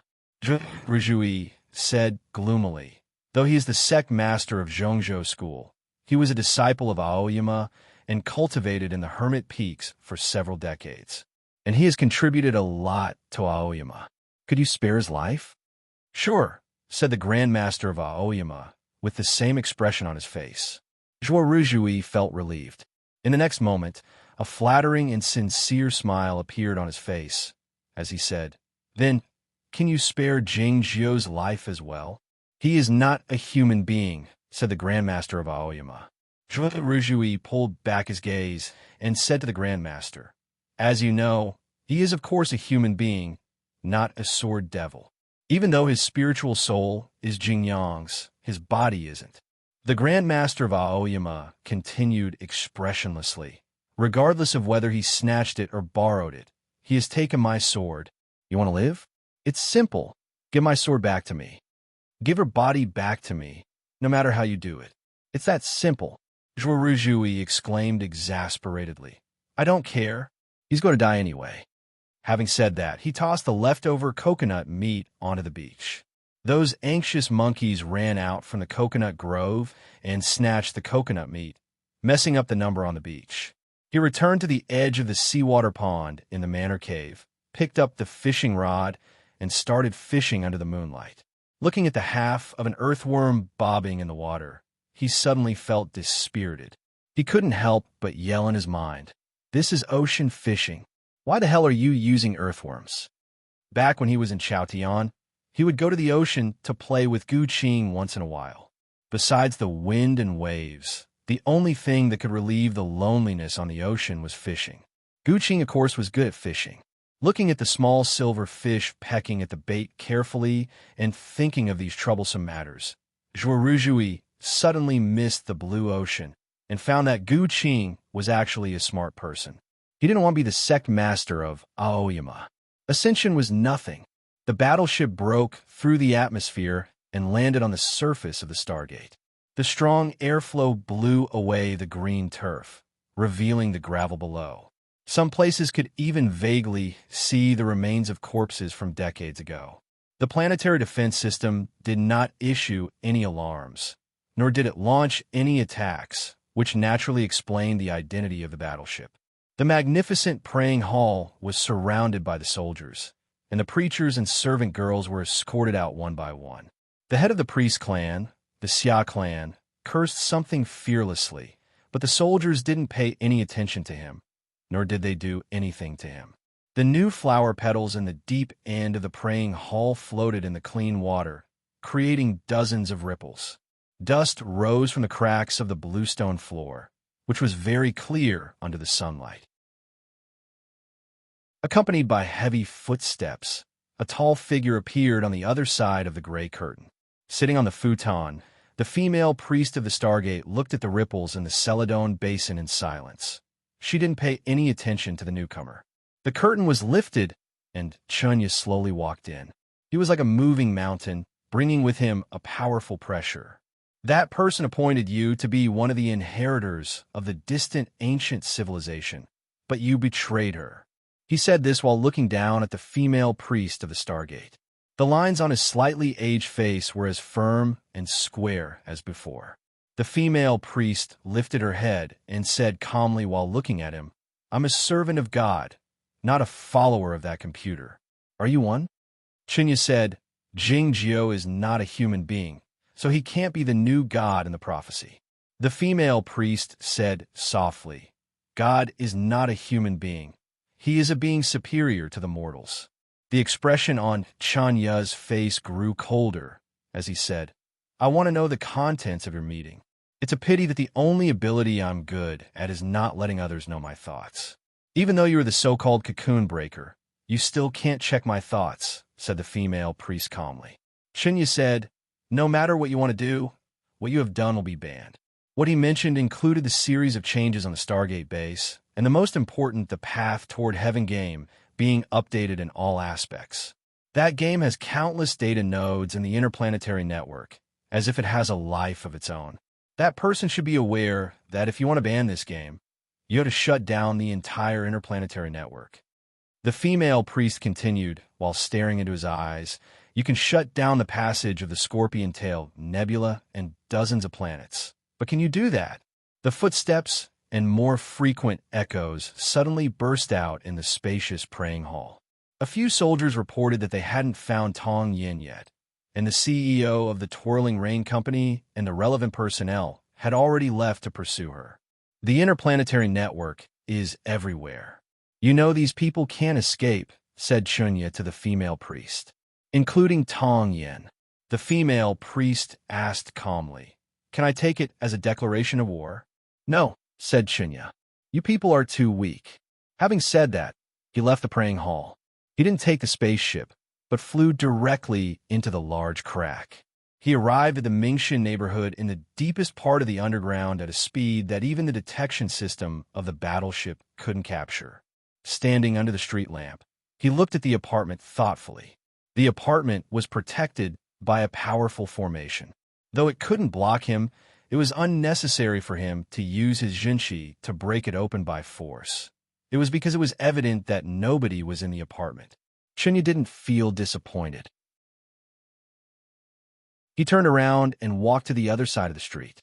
When he arrived in front of the electronic repair shop in the black market, he pulled open the shutter door roughly. Mr. Dan was woken up by the noise. He took off the electronic magnifying glass he wore and looked at the figure as large as a mountain by the door. It took him a while to recognize who he was. "You've made such a big commotion.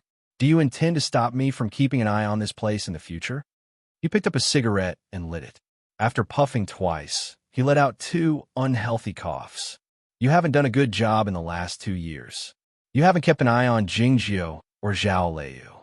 Don't tell me that you don't know where Tong Yin has gone," said Chunya expressionlessly. Mr. Dan was the true founder of the curtain rollers. The curtain rollers of the Jing imperial court were an imitation of the intelligence organization that had spread all over Chaotian, or in other words, a tribute to it. In the history of Chaotian, he had died a long time ago. However, considering the particularity of the intelligence work and his historical status in the intelligence circle, it was understandable that he had feigned his death and ascended in secret. The Stargate base was an important planet closest to the Seeing Nebula, the Sea of Dark Matter, and Chaotian. The ascendants who left Chaotian would usually use the Stargate base as their first springboard. As such, the Grand Masters of Oyama arranged for Mr. Dan to be stationed here so that they could learn the whereabouts of those ascendants as soon as possible. Who would have thought that this old man, who had lived in a shabby electronic repair shop for decades, was an ascendant? Mr. Dan sometimes forgot his own identity, but he didn't forget something else. "He went to Arcturus," he said while looking at Chunya expressionlessly. After a moment of silence, Chunya asked, "What is he doing there?" "You should be able to guess it," said Mr. Dan. With a slightly changed expression, Chunya exclaimed, "The monster base?" There was no monster base on planet Tianpu, nor was it called Arcturus. As one of the most famous planets in the Federation of the Milky Way, a great many students would go on a school tour there every year. The fees charged by each school depended on the fame of the school and the sceneries on the campus. Northwest University China was a famous school. Its agricultural base had 1,000 acres of oilseed flowers to be seen. As such, the entrance fee was the highest. Tong Yin bit the paper ticket, which was a rare item in this era, with her finger moving steadily on the password device. It took her a dozen seconds to open the iron gate of the passageway. Though he didn't intend to leave the school with the tour group, he still wanted to make the most of the time. Who knew if there would be any unexpected changes in his plan? The iron gate was a passageway leading to the underground. It was not illuminated, and the air was stale. A regular person would find it gloomy and dreadful, but it gave him a sense of familiarity, intimacy, and a sense of security. He came to the laboratory along the passageway. After reading the log, he found the familiar and intimacy feeling again. His master was by Yuan, by Zhenren, but the immortal Tan could also be considered his master. After a long while, Jingjiu finished searching and verifying the documents.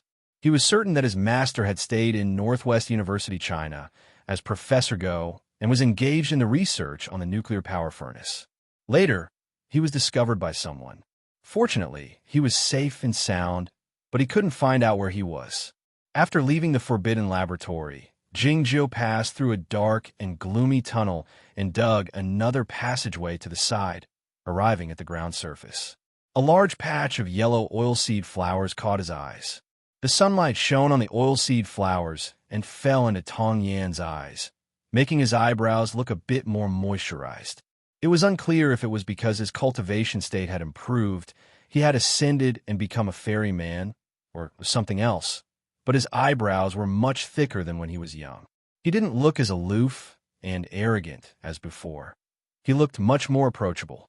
It was probably for this reason that the young girl didn't feel scared when he walked to the bus stop on the other side of the road, but she stepped aside to make way for him. Chapter 928. There were many colleges and few cities on planet Tianpu, and the administrative planning was very scattered.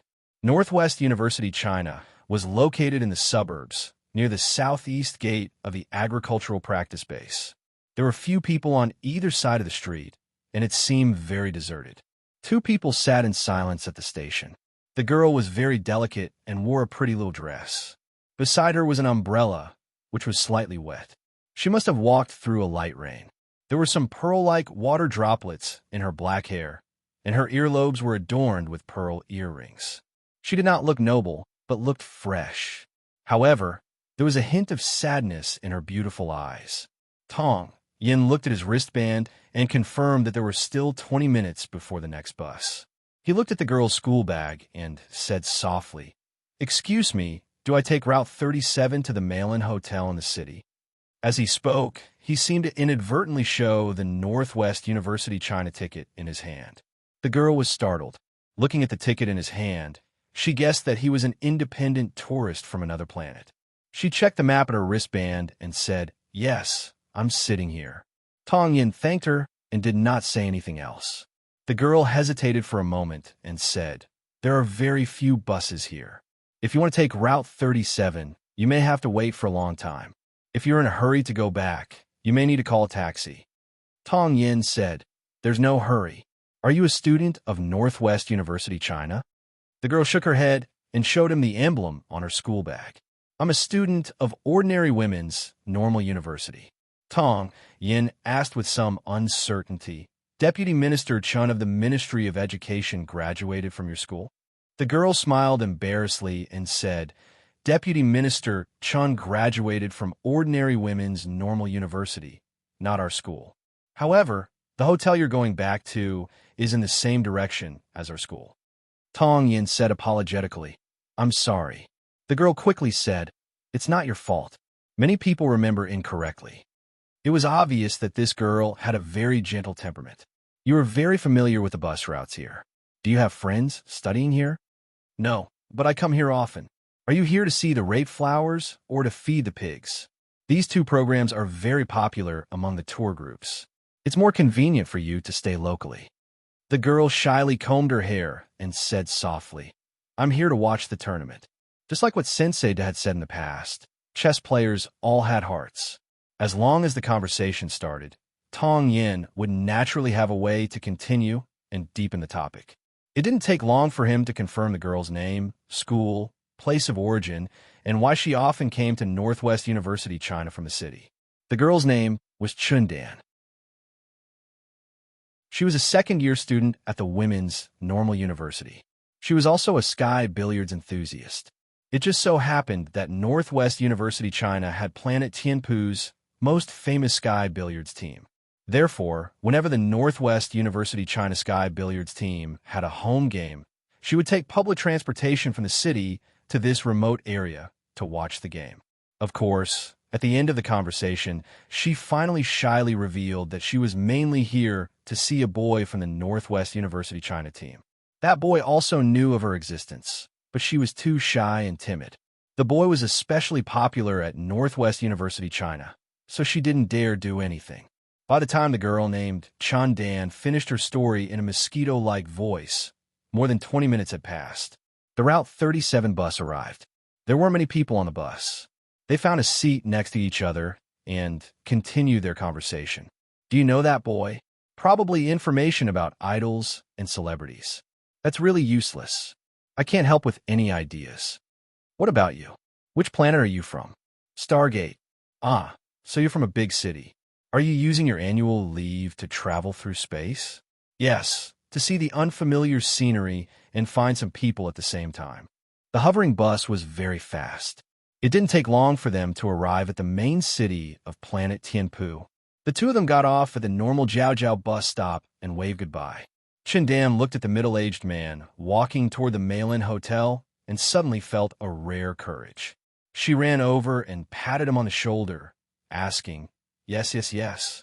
Tong Yin rolled up her sleeves and revealed the bracelet on her wrist.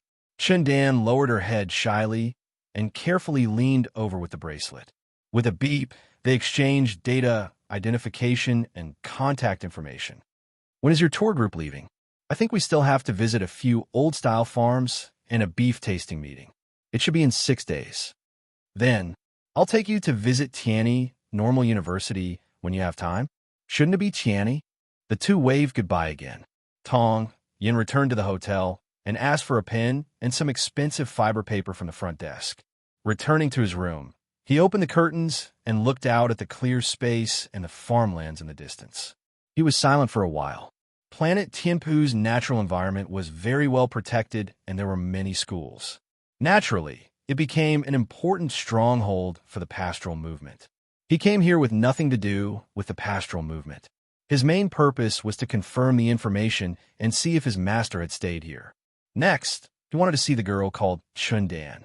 Sunlight seeped in from a window and fell on the desk, illuminating the ink flowing from the tip of the pen. Tong Yin wasn't writing a poem. He was writing a letter. "I saw your daughter today. She's very healthy. Her blood pressure, heartbeat, blood sugar, and other indicators are all normal, but her stomach is a little weak. She's also very healthy mentally. She's not lively, but she's cheerful enough.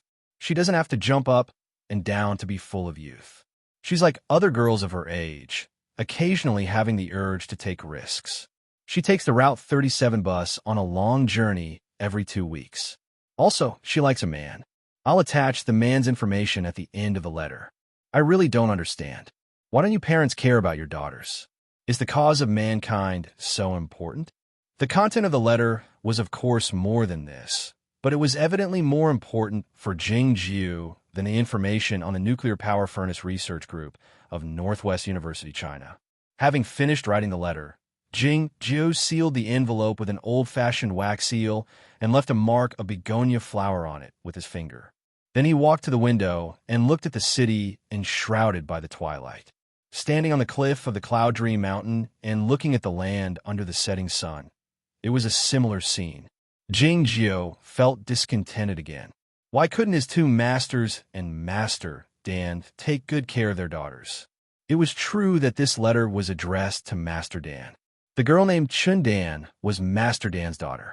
When Jing Jiu was on the Stargate base, he had been brought by Zhong Lizi to the electronic repair shop and met Master Dan once.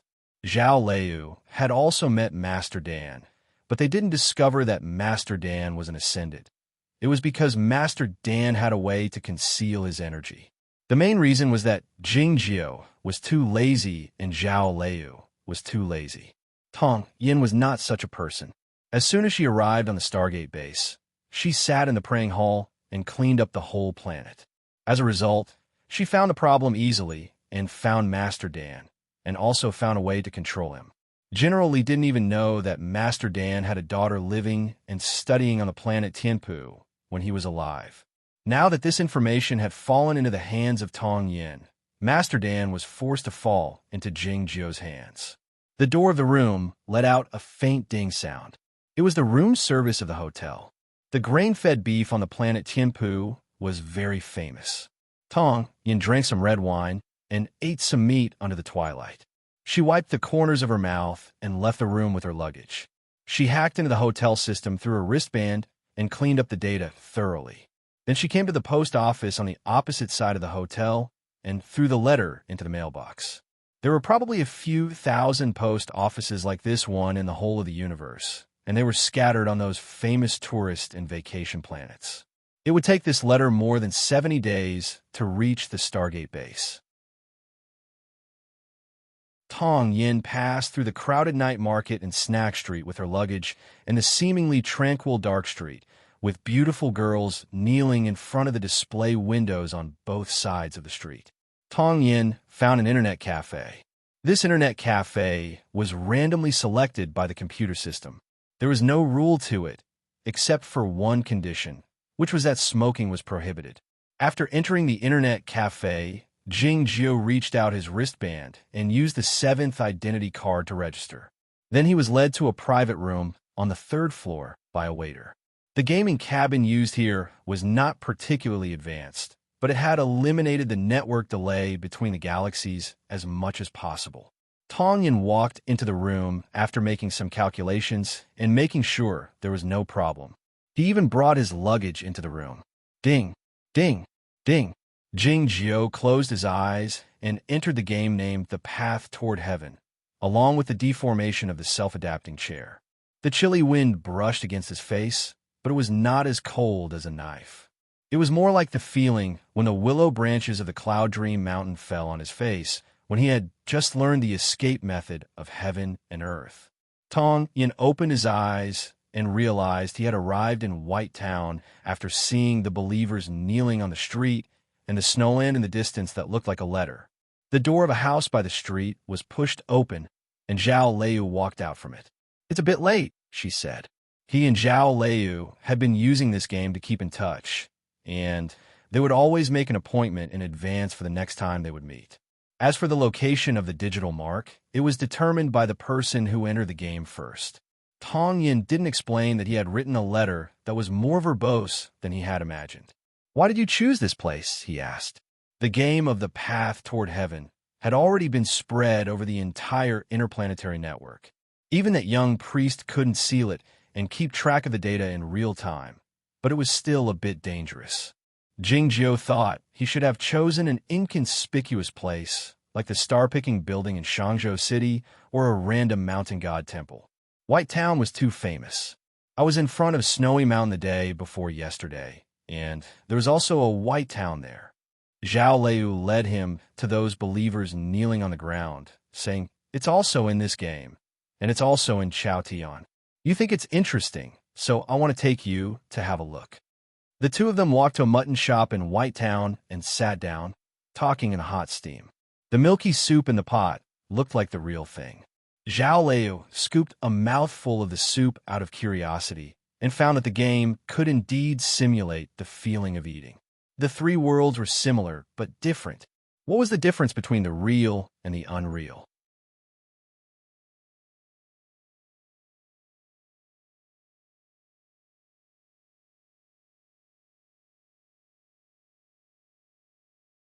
Chapter 9:29. "We need to think about what will happen next," said Tong Yin softly, as he pushed all the spare parts on the table to the ground. "Don't lose your temper." Zhao Liu picked up the long chopsticks and started eating the hot pot expressionlessly. The sliced mutton, goat offal, chopped green onions and coriander were floating in the soup. It didn't take long before she had eaten 4 plates of mutton. She had finally calmed down a bit. Tong Yin began to explain the current situation in the Federation of the Milky Way to her. With the help of Mr. Dan, his information was accurate and complete. There were more than 30 ascendants in the Federation of the Milky Way. In addition to the famous figures recorded in the cultivation history of Chaotian, there were also many figures like Mr. Dan. The cultivation practitioners who had succeeded in ascension had their own Tao and strong willpower, so they would form different sections. The problem was that these sects were closely related to each other, so there was no chance for them to take advantage of them. The main reason was that they had a leader, the Grand Master of Aoyama, and they were also facing a strong external pressure, Jing Jiu. Jing Jiu would either wake up or die in 47 days, and the Grand Master of Aoyama would be even more indifferent to the affairs of the mortal world. The upper echelons of the human civilization would become looser, and problems would arise. The joyous monk had told Zhao Liu about his plan, and he would try to persuade more ascendants. Moreover, he was indeed qualified and capable of challenging the Grand Master of Aoyama. Chinya and the joyous monk have a good relationship, but I don't think they will side with him because of the Grand Master of Pure Yang. Zhao Liu picked up a piece of coriander and put it into her mouth. The most important thing is, how many people will side with us in the end? She didn't tell Tong Yin about the green sky mirror. Though she didn't play chess, she was nevertheless a member of the Aoyama sect, so she had to keep her trust in her. Hearing this, Tong Yin fell silent for a while. Looking at the coriander in Zhao Liu's mouth, he felt the taste of it was tasteless. After coming to this world, he had studied the chess games in the rare leisure time. He found that they were quite simple, especially a game called Space Army Chess. Though it was merely a game, it had the meaning of simplifying the grand principles. Any competition of the grand principles would result in a life-and-death struggle in the end. In other words, one had to rely on the strength to solve the problem, which was simply to send a general to fight against a general. How many people were standing on the opposite side, and how many were standing on his side? "I'm going to go to the Shun," he suddenly said. Zhao Liu put down the chopsticks and said to him seriously, "It's very dangerous." Shen Yunmai was the son of the Grand Master of Green Mountain. The Shun family had an important and mysterious status in the Federation of the Milky Way.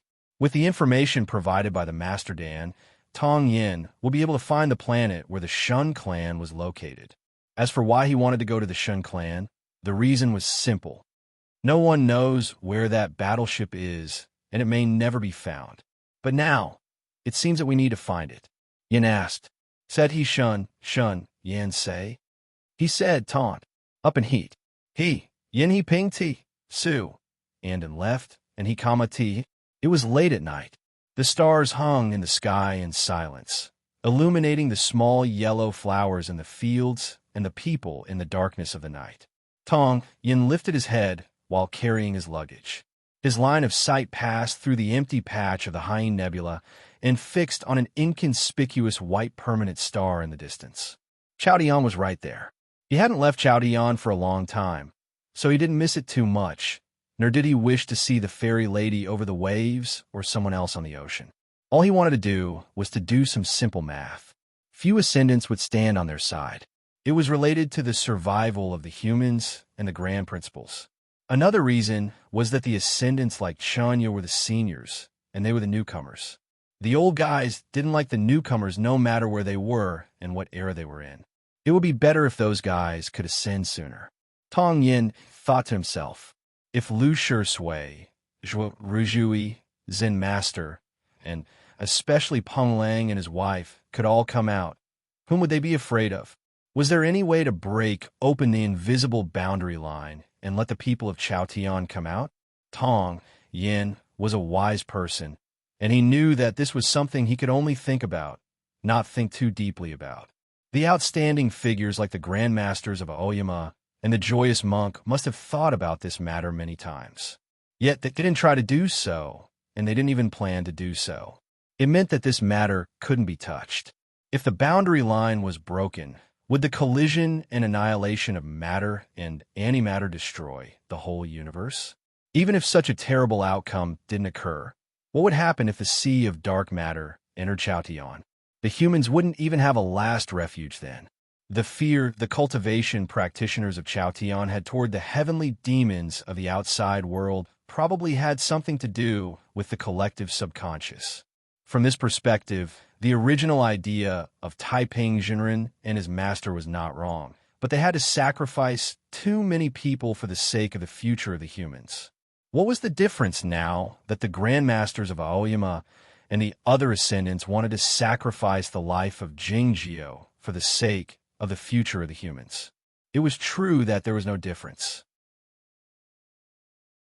As far as Tong Yin was concerned, all this was even less important.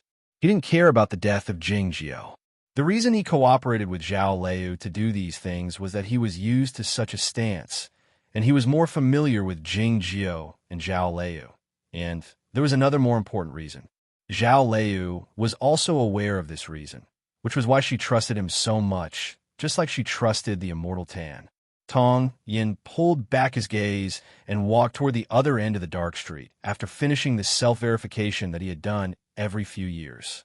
It didn't take long for him to arrive at a regular farm on planet Tianpu. After a careful search and verification, he paid a large amount of credit points and boarded a spaceship. The farm was surrounded by the windbreak forest dozens of meters high, which blocked the light of the spaceship from being discovered by the police. As for how to fly out of the atmosphere, it was believed that the smuggling organization had its own ways. Tong Yin ignored the gazes of his companions and walked to the seat near the window in the front while carrying the luggage. After fastening the seatbelt, he asked for a cup of tea. Seeing this, the stowaways on the spaceship were startled, wondering where this strange person came from. Along with a deep buzzing sound and a clear vibration, the spaceship left the ground, leaving a clear trace in the wheat field, and soon arrived in the sky. Holding the teacup, Tong Yin looked at the distant city outside the window expressionlessly. He recognized the location of the second female normal university through the lines of the street lamps. His light eyebrows raised slightly. He didn't lie to the young woman named Chundan. The tour group wouldn't leave until 6 days later. However, he was on a leave today. He might not come back in the future. The stowaway spaceship was completely shielded from the interplanetary network. These organizations living in the shadows seemed to have their own network system. Thinking about how this network system needed to cross multiple galaxies, Tong Yin was very interested. He connected his bracelet to the internal system of the spaceship and made some data markings and backdoors. Then he closed his eyes to rest. After leaving the atmosphere of planet Tianpu, the spaceship entered a stable flight state. There was no sound outside the window, and the starlight wasn't dazzling. It was very suitable for rest. The window was the best position. Many people began to talk about him, but no one dared to provoke him. Who knew if he was a retired Special Forces soldier or someone's son-in-law? After an unknown amount of time, Tong Yin opened his eyes and woke up. He shook his head at the waiter's question, indicating that he didn't need to eat. The tea was good, and he could make another pot. Time passed in the changing starlight. Tong Yin closed his eyes most of the time until he was awakened by the slight vibration of his bracelet. He knew it was time to leave. He called the waiter to clean up the teapot, got up, picked up his luggage, and walked out of the spaceship. Looking at this scene, everyone was stunned. The originally noisy environment became abnormally quiet. He lowered his head, and people could only see his pale face, long eyelashes, and an inexplicable touch of childishness. A faint mist appeared in the spaceship, and the stowaways exclaimed. Then it was quiet again because everyone had fallen asleep. After a few seconds, the stowaways and the staff of the spaceship woke up. In fact, they didn't know they had fallen asleep and didn't know what had happened. They continued to chat like before. The waiter looked at the empty seat and was puzzled. Were the stowaways so poor that they couldn't bear to part with this little money? Then he found that he was holding a teapot that was still warm. Drifting in the dark space, Tong Yin held the luggage in his right hand and looked at the planet not far away. It looked like a classic scene in a movie of the distant past. This planet was not listed in the astronomical code of the Federation of the Milky Way. Few people knew of its existence, just like the planet where Zhao Liu was at the moment. The Shun family was on this planet. To put it more precisely, this planet existed for the sake of the Shun family. Tong Yin drifted toward the planet. He sensed a few powerful energies on the planet from a long distance. The luggage he was carrying was quite ordinary, but it had been kept by his side. There must be something important in it, which was not suitable to be stored in a space magic treasure. The surface of the planet was covered by white clouds. It was neither too far nor too close to the fixed star. It looked quite ordinary, but it must be extraordinary given that there were so many powerful energies on it. He was a Taoist figure in the state of Dachin before his ascension, but those energies could make him feel threatened. They were at least the swordsmen in the state of inherited night in this world. According to the information provided by Mr. Dan and the female priest of the Stargate, there were only a dozen swordsmen in the state of inherited night in the Federation of the Milky Way. Unexpectedly, there were so many of them on this planet. The expression on Tong Yan's face didn't change at all. He continued drifting toward the planet with the luggage in his hand. Soon, he disappeared into the clouds. The flowing clouds and fog looked like a real river, appearing exceedingly thick and heavy. He had used his spiritual awareness to check the surroundings before he landed. He was certain that the old house of the Shun family was in the deep end of the clouds and fog, surrounded by a large formation. 6 local swordsmen in the state of inherited night in the Federation of the Milky Way guarded the entrances and exits of the formations. The formation itself was quite powerful. It would be difficult for any other ascendant to break through it. Yet, Tong Yin was not a regular ascendant. He was the sect master of the Zhongzhou school and a practitioner of the most orthodox Taoist magic methods in Chaotian, and he was good at breaking through the formations. Those swordsmen in the state of inherited night didn't discover his arrival, and the formation didn't react to his arrival either. He had taken the position of the Zhun Star and found the path leading to the deep end of the clouds and fog. To reach the deep end of the clouds and fog, he had to solve some problems first, like the old man who had suddenly appeared in front of him. The clouds and fog came out from the cracks of the conical hat like the silk strands, but they stayed on the wrinkles of the old man for a longer time. It was easy to associate him with the old men in the Jianghu who liked smoking coarse tobacco in the movies. Who was this old man wearing the conical hat? Without hesitation, Tong Yin walked over and lifted the conical hat off the man's head. He saw a face that was a bit ugly, but full of a simple and unadorned appearance. He had been a disciple of the Aoyama for a while and had seen those portraits in that small building, so he knew this was the face of the Grandmaster of the Aoyama. Of course, this old man was not the Grandmaster of the Aoyama, but a cyborg who looked like him. The young people nowadays are getting more and more impolite, the old man complained in a low voice as he took the conical hat back and put on carefully.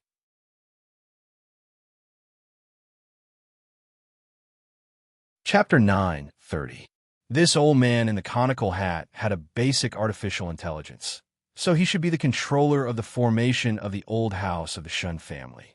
Tong Yin had often played chess with Qing when she was little, so she had a lot of experience in dealing with this kind of situation. The old man in the conical hat took out a chess box and placed the chess pieces in it. Tong Yin found it was the Space Army chess she had thought of. She picked up a heavy armor and moved forward without hesitation. It didn't take long for the game to end. The old house of the Shun family was opened while the old man in the conical hat mumbled the password, leading Jing Jiao to the next game. The simple and boring checkpoint was repeated 8 times. The clouds and fog had thinned, and the old house of the Shun family could be vaguely seen in the distance. Tong Yin and the old man in the conical hat arrived at the chess pavilion on the mountain. Since it was called a chess pavilion, the chess pieces had been placed in the pavilion. The chessboard was very large, with 365 lines. The black and white chess pieces were placed in the squares, not only where the lines intersected, but also in the squares. The old man in the conical hat said, "If you can solve this chess game, all the rudeness will be forgiven."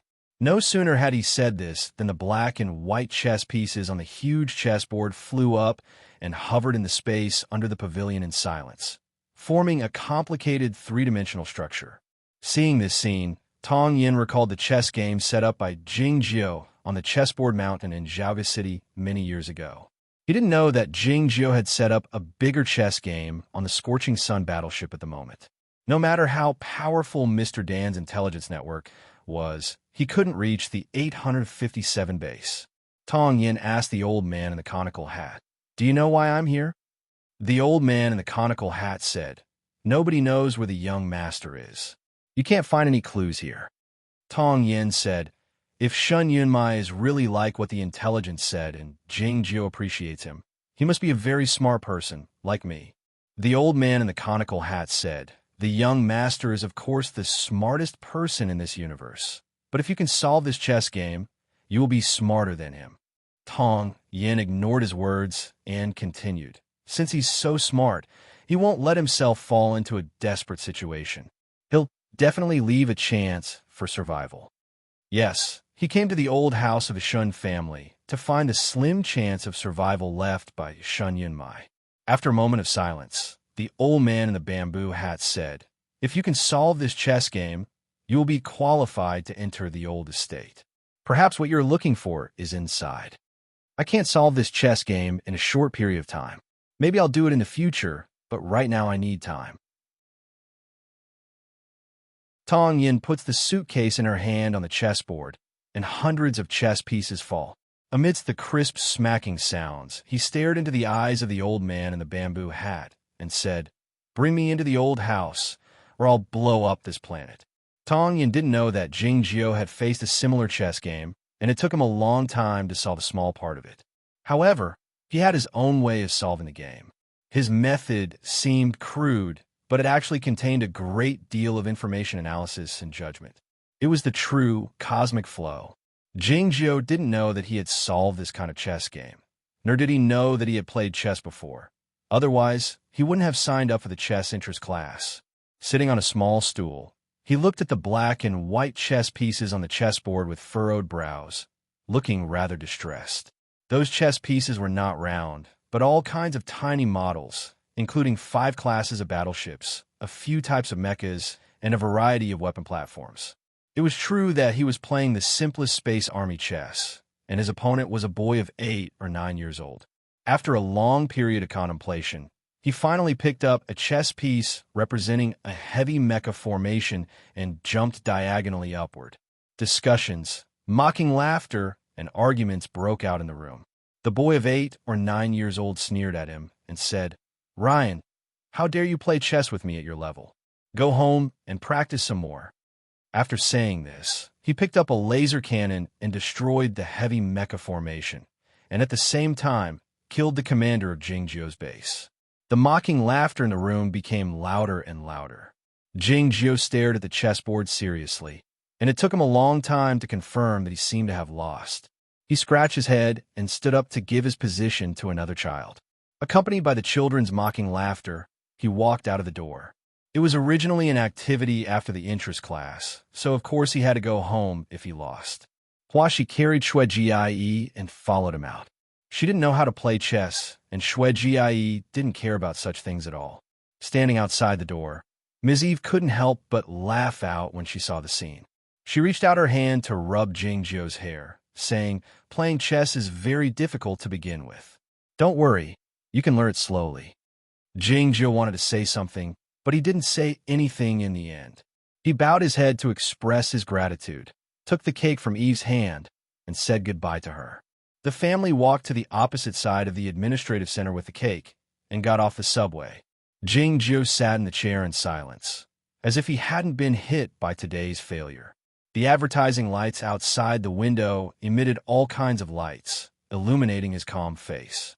The subway arrived at Zishan's hand, and the stop was announced clearly and delightfully. Jing Jiao lifted his head slowly and murmured to himself, "Was I really wrong? What Madame Eve said was right." Space Army chess was indeed too difficult, mainly because the rules were too complicated and there were many things that violated common sense. Was it common sense? How could a laser cannon kill someone? After returning to the room 720, she went to heat up the cake.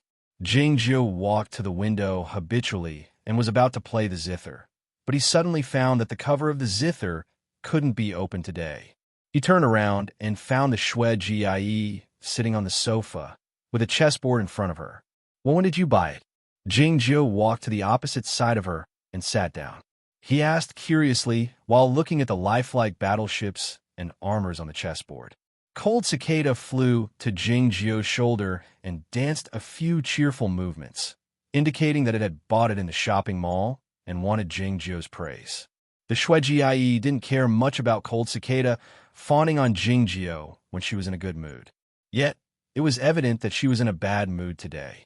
In the next moment, Cold Cicada turned into an ice cube and fell heavily to the ground. The Xue Jie was in a bad mood, of course. It was a disgrace that her pet couldn't even defeat a little kid. Now, that the little kid asked Jing Jiao to go home and practice, she would give Jing Jiao a good practice. Cold Cicada struggled out from the broken ice cube. It had clearly sensed the awareness of the queen, so it didn't dare act carelessly. It called back a few mosquitoes monitoring the atmosphere in the vicinity of room 714 as quickly as possible. Those mosquitoes were so tiny that they couldn't be seen by the naked eye, but the sound they made when their limbs rubbed against each other was very clear, and the pronunciation was very accurate, exactly the same as that of the announcer on the subway.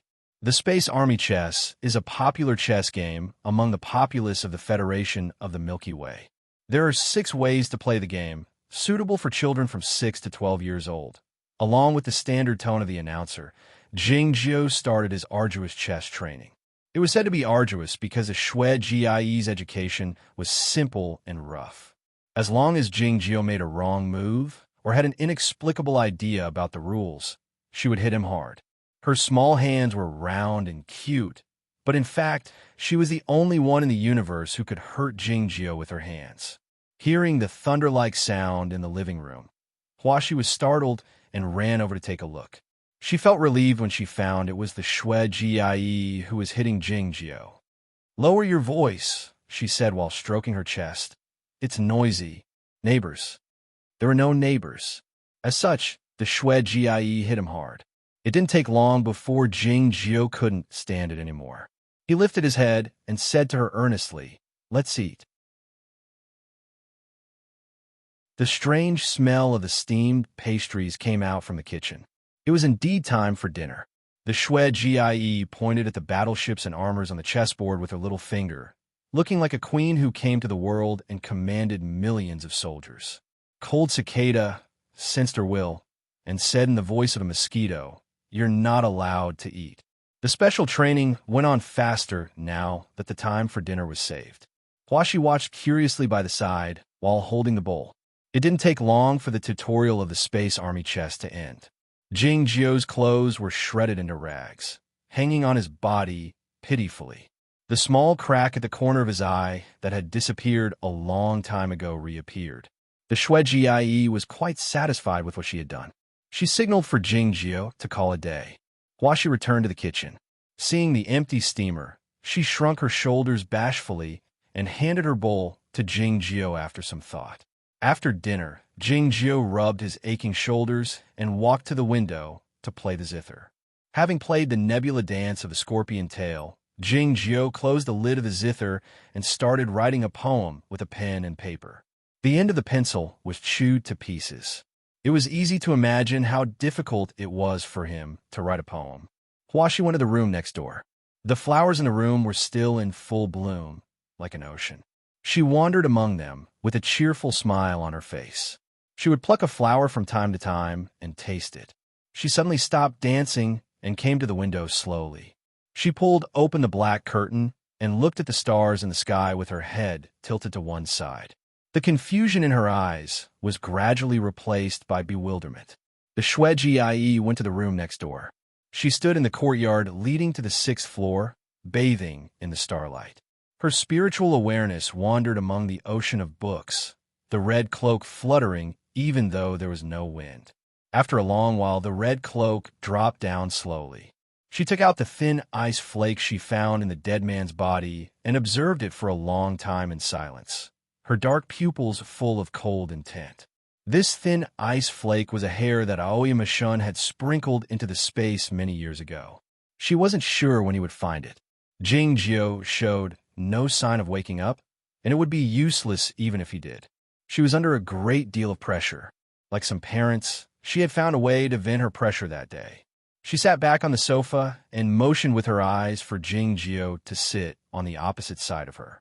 Cold Cicada took out the Go board from the cupboard and climbed onto the tea table with the heavy Go urn in his hand.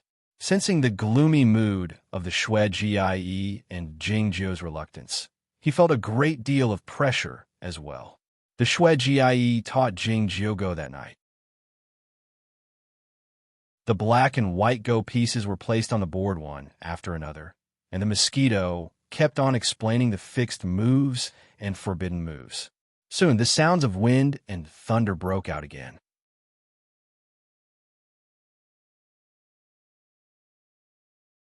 Chapter 9:31. A few days later, on the 3rd floor of the Southern Administrative Center of Fogshan City, children's exclamations were heard in the classroom of the children's chess interest class, followed by the teacher's praise and the children's innocent and sincere applause. Under the envious gaze of the children, the teacher sent Jing Jiao out of the classroom. He looked around and didn't see the familiar figure. He felt a little regretful. Teacher Eve went to the community for research. The teacher knew who he was looking for and said with a smile. Jing Jiu saluted the teacher politely and went to the waiting area to pick up Hua Shi. Then they took the subway home. The advertising light outside the subway window was turned off. No one knew what kind of goods would be replaced tomorrow. The passengers in the carriage were whispering. After being blocked for too long, the social economy was naturally depressed. Except for the necessities of life, only a small number of goods were still produced and sold. The frequency of changing the advertising light in the subway decreased a lot. Occasionally changing, it became the news that the residents were concerned about. Huashi looked at Jingjio with her eyes wide open and said, "Brother, did you win?" Jingjio nodded. Huashi's eyes opened wider, and she said, "Brother, you're amazing." Jingjio's lips slowly curled up, and he said with a little pride, "The teacher also said that I'm amazing." He was really in a good mood, not because he didn't have to do the chess special training or get beaten, but because he liked the feeling of winning very much. Even if he didn't know anything now, he also had a strong yearning for this feeling. Back at home, 720, he sat by the window and began to play the piano with a smile on his lips. So the piano finally had feelings or emotions under his fingers for the first time. Shuejiai turned her head to look at the young man playing the piano by the window and noticed that his fingering was actually not perfect today. The rhythm and strength were not as standard as usual, especially in some passages. The strength was obviously a little unstable. But if it was digitized, it could form a very beautiful curve. Her eyes slightly narrowed and also became a beautiful curve. It turned out that feelings and emotions were all derived from imperfection. Human beings were really weak, pitiful, and absurd. If Jingyang woke up and found that he used to be like this, who knew how angry he would be? The Snow Girl's happiness came from these complicated reasons. Huashi's happiness was much simpler, because she could clearly feel that the Snow Girl and her brother were in a good mood. Walking through the sea of flowers, she plucked a flower and put it behind her ear, humming a simple and happy nursery rhyme. She came to the window and lifted a corner of the black curtain. Looking at the twilight that enveloped the old building area, she smiled without saying a word. Cold cicada flew to the front of Zhao Leiyu and landed on the windowsill. Looking at the setting sun between the residential buildings, he missed Shenma Peak a bit. At the edge of the cliff of Shenma Peak, it often lay on the head of Lord White Ghost and watched the sunset together. Huashi suddenly stretched out her finger and poked it gently. She lowered her voice and said, "I'll tell you something. Can you keep it a secret for me?" Looking at her, Cold Cicada nodded without hesitation. Huashi was silent for a while and said, "Actually, I remember some things. My brother is not my biological brother. I'm also not from here." Cold Cicada's compound eyes emitted countless glowing specks. It was unclear what they meant. Looking at the setting sun outside the window, while supporting her chin with her hand, "Hua," she said softly, "I remember that I'm a young mistress. How can I live in such a poor place? Am I a pitiful little girl who was abducted and sold by my brother?" The more she thought about it, the sadder she felt. She curled up the corners of her mouth, her eyes turning red, and she almost cried out. In the next moment, she wiped away her tears and said with a forced smile, "Even though my brother is so stupid, he treats me well, so I won't call the police. I'll stay with him for a while. When he learns how to cook by himself, I'll sneak away." As the little girl wept while facing the setting sun, Cold Cicada sneaked away without hesitation. He went to the ocean of books next door and whispered something to the Snow Girl's ear. That night, the Snow Girl showed up in Huashi's bedroom soundlessly, looking like a ghost. Huashi was lying on the bed, curled up in the quilt. It was eerie that her entire body was frozen into a square ice cube along with the bed. She slept like this every night, but she didn't realize it. That was why she felt so cold when she woke up in the morning. It was not entirely because the Snow Girl had treated Jingjio's wound. The Snow Girl looked at Hua, she in the ice cube, expressionlessly. It was unclear what she was thinking. A moment later, she raised her small, round hand and released another cold intent. The square ice cube didn't change in size, but a faint blue color was added to it. Having done all this, the Snow Girl returned to the living room. She picked up the red cloth and tied it up, flew to the pile of garbage on the other side of the courtyard wall, and lifted her head to look at the starry sky. The starry sky was solemn, but it wasn't truly eternal. In her eyes, those fixed stars were always moving with relative precision, making her feel uncomfortable. It didn't take long before she returned to the room. She adjusted her posture and sat in Jing Jio's bosom. She pressed her small hand on the center of his brows, slowly sending the cold intent into his body. She suddenly felt it was a bit tiring to live like this. Jing Jio and Hua, she might be able to adapt to and like such a peaceful life, but she couldn't.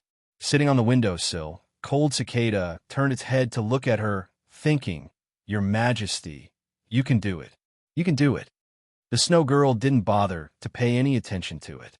She closed her eyes and gradually fell asleep, snoring slightly. The snoring sounded like a thunderclap in the sky to Cold Cicada. He turned around hastily and looked outside the window, vigilant and loyal. The thunderous applause broke out in the gymnasium. Jing Jio was quite eye-catching among the children because he was obviously much taller than the others. His parents and the audience members of the evening party were all aware of his uniqueness, so they didn't find it strange. On the contrary, they applauded him more. This place was the 1,000-seat gymnasium in the industrial area of Foggy City, which hadn't been used for a long time. This time, it was used by the Activity Center to hold the joint performance of youth literature and art. Jing Jio bowed clumsily and walked down the stage with the trophy in his arms, heading toward his seat. His piano solo had won the third prize. Huashi applauded more earnestly. Sitting on the side, Ms. Eve also applauded happily. The Snow Girl, who was held in Huashi's arms, didn't have any reaction. All the children who participated in the joint performance could win a prize, and even the worst one would get a participation prize. What was there to be happy about when he won the third prize? "Ryan, congratulations. Do you want a gift?" Eve asked Jing Jio with a smile. Huashi took the trophy and observed it carefully. It seemed that she didn't want to put it down. She didn't remember what she had said to Cold Cicada a few days ago. It was obvious that Jing Jio didn't expect that he could get another gift after winning the prize, so he thought about it carefully. Ms. Eve didn't urge him. She waited for him to make a decision with a smile. Jing Jio asked uncertainly, "Can I watch a movie?" In the human society in the interstellar era, all kinds of real games had become the mainstream form of entertainment. Few people went to watch movies. Even if they wanted to watch movies, they usually watched holographic pictures at home. Foggy City was a relatively underdeveloped human city, but it had a classical cinema. The Snow Girl wasn't interested in this kind of activity. She asked Huashi to carry her home. Jing Jio and Ms. Eve were the only two people who walked into the cinema. If it weren't for their age difference, it would have looked like a date. Ms. Eve was 31 years old. She hadn't been in a relationship for many years because she was busy with her work, and she had never been to a cinema. She bought 2 tickets with Jing Jio and some snacks and drinks, finding that the prices were much higher than before. It was unclear if it had anything to do with the planet lockdown. Along with the clear announcement of the time, the two of them walked toward the theater. When they passed by a large vase in the corner, Ms. Eve picked a flower from the vase and gave it to Jing Jio with the permission of a staff member. Jing Jio had never received such a gift before.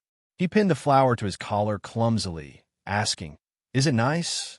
Ms. Eve nodded with a smile after observing it for a while. There was nothing much to say about the movie itself. The story was very classic or cliché. It was about a young and strong space pirate. After a successful robbery, he was thrown into a cell by his companions because of the uneven distribution of the loot. No one noticed that a space crack had appeared in the course of the spaceship. The three-dimensional movie screen flashed in the middle of the circular cinema. Jing Jio and Eve sat in the first row on the second floor and watched quietly. Jing Jio chose the male protagonist perspective. More than a dozen of his pirate companions were infected by dark energy and turned into monsters. They began to kill each other. A hostage who was lucky enough to not be infected was in an extremely dangerous situation. The young male protagonist grabbed a single lifeboat and was about to leave this hell, but he stayed because of the hostage. Of course, the hostage was a young, beautiful, and kind girl. Eve chose the female protagonist's perspective. She looked at the handsome male protagonist walking toward her and subconsciously glanced at the young man beside her. She felt that his ordinary appearance was more pleasing to the eye, especially with the flower on his collar as a foil. Jingju noticed her gaze and picked up the snacks, asking her with his eyes if she wanted to eat. Eve smiled and shook her head. She thought that she should ask the child what school he planned to attend after the movie. Her wristband suddenly vibrated slightly. The system broke the silent state, and a line of light automatically popped up. She glanced at it, and her expression changed slightly. She said to Jingjiu, "I have something to do at work. I have to go first." Jingjiu was startled and said, "Then I'll see you off." Eve waved her hand to indicate that there was no need. She carried her bag and walked out of the cinema with her head down. She looked a little anxious. It seemed that something important had happened. Jingjiu did not pay attention to this. He sat back in his chair and changed into a more comfortable position. He hugged the snack bucket and continued watching the movie. He looked at the looming mother nest and the monsters on the other side of the space crack and felt that they were somewhat familiar.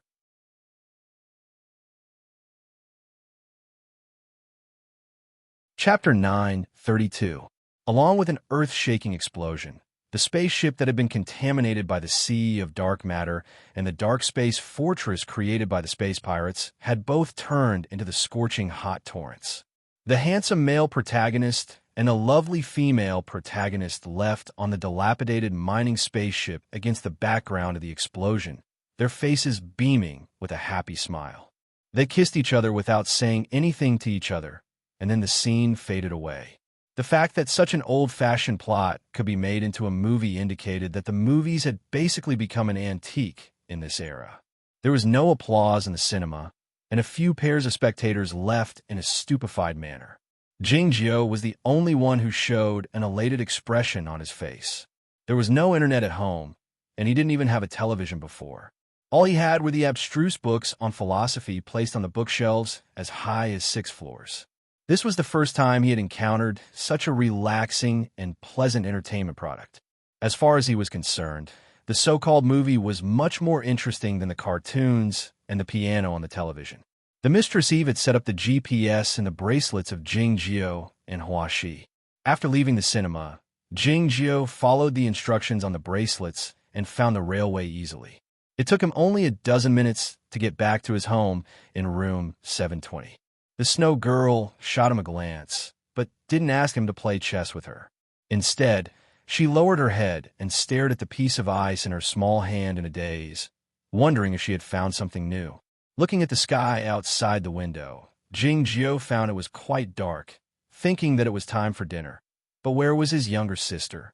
After some thought, he thought that the snacks and drinks in the cinema should be enough for one day's consumption, so he didn't call Huaxi. Instead, he sat by the window and started painting. The buildings in the twilight were a bit warm and a bit deformed, which blended well with the scene he was painting.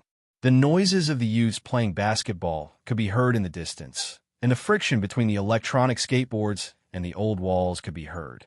While she sat by the window in the next room, eating a flower in her hand, looking at the stars in the sky, she suddenly remarked, "I feel that something is going to happen today." Cold Cicada crouched in front of her, its 2 white and long whiskers drooping listlessly, looking like 2 fishing rods. "Or something significant will happen in a few days," Huaxi continued after some thought. "Have you seen the flower pinned to my brother's collar? I don't think it tastes good." That flower's name was cockatiel, which meant the love of an elder sister. Eve knew about this flower because she majored in botany at university and minored in administration. As for why the staff of the cinema allowed her to pick a flower and give it to Jingjiu, it was because the color of her bracelet indicated her identity as a government employee. The so-called cause and effect would sometimes manifest as the treatment of rights and obligations. Her identity as a government employee would bring her many conveniences, including satisfying her desire to help the disadvantaged. At the same time, it would also bring some trouble. For example, when her bracelet didn't have a true state of absolute silence, She had to rush to the designated location in the shortest time possible when something unexpected happened, whether she was watching a movie or taking a shower. Today's gathering place was the administrative control center of the Fogshan city government. The hover car stopped on the 27th floor. She didn't have time to check the data before she hurriedly took the elevator to the conference room. The conference room was filled with low-level staff like her. Most of them looked familiar, but she couldn't remember their names.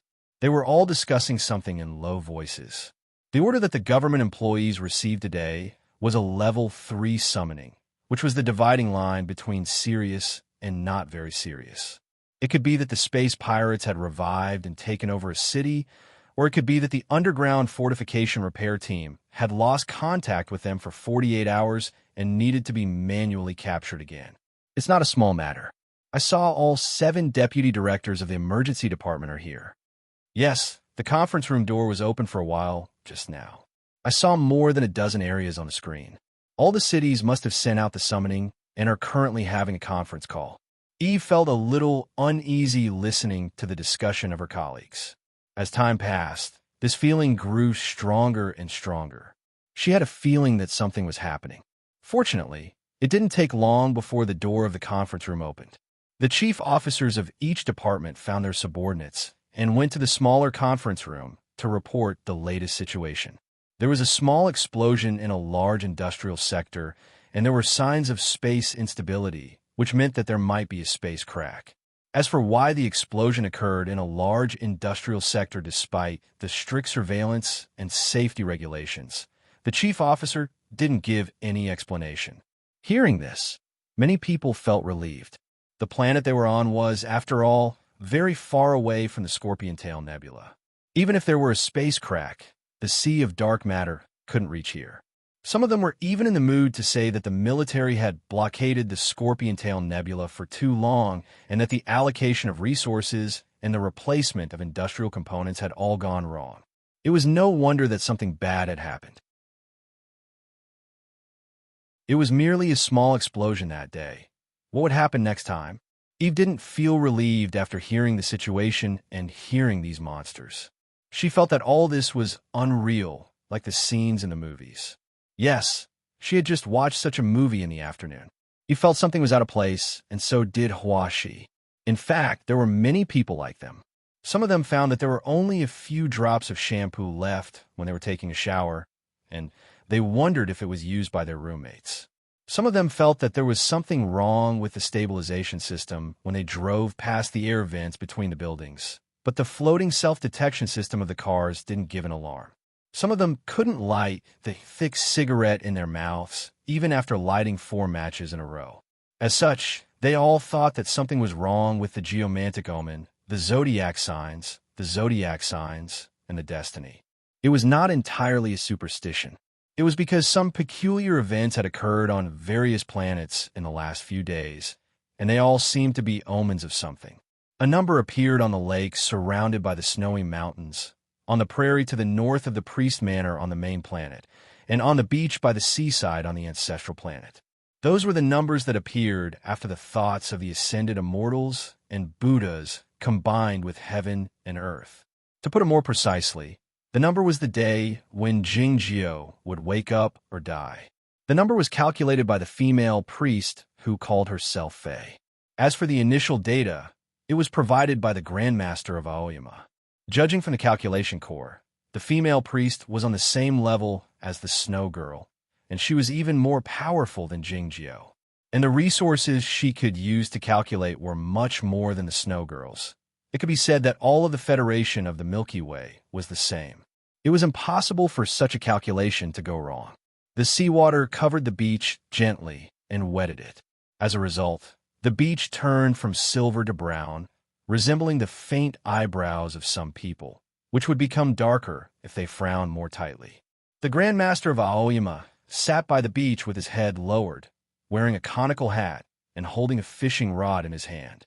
It seemed that he had fallen asleep. Zhui stood on the top of the coconut tree with the flagon in his hand, looking at the moon that had appeared in a corner of the sky ahead of time. He was thinking about something with his eyes narrowed. It was because he had to look up at the moon that he couldn't close his eyes. A moment later, when he closed his eyes and saw the coconut shells on the beach, he couldn't help but sigh. The coconut shells and the dirty coconut flesh were piled up in a few messy rows by the ebb and flow of the seawater, forming a number, 33 today. A streamlined silvery spaceship left the planet full of green trees and headed toward the space passage of the Great River in the distance. This planet was the third stop of Zhao Liu's trip. It was said that Tseng Ju and another sage had been the teachers of this planet. This planet could be called the Gentleman State. The three girls didn't have a good feeling about the Gentleman State, even worse than the poor in primitive Buddhist land. The reason was unclear, but the sage Tseng Ju hid in the center of planet 857 all the time instead of going back to this planet to take a look. It was obvious that it was a terrible place. A few days later, the silvery spaceship arrived outside the atmosphere of the main planet, hovering by the edge of the platform full of cliff trees. Zhao Liu led Zhong Lizi and ran Handong into the pavilion by the cliff's edge. Jiang Yuxia had already prepared the dishes and wine. Zhong Lizi carried Ada into the room to wash him. Ran Handong had received the information from her family and said something to Zhao Liu in a low voice.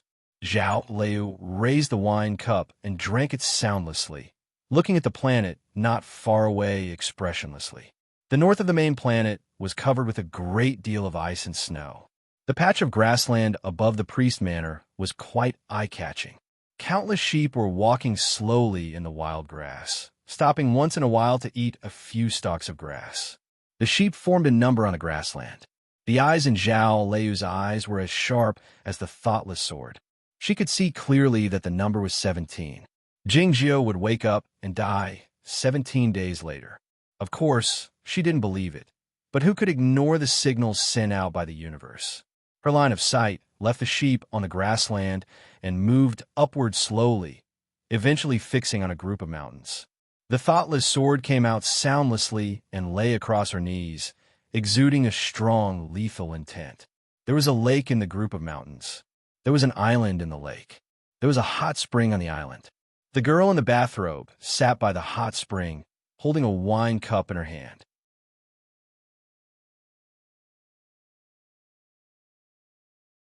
Chapter 9:33.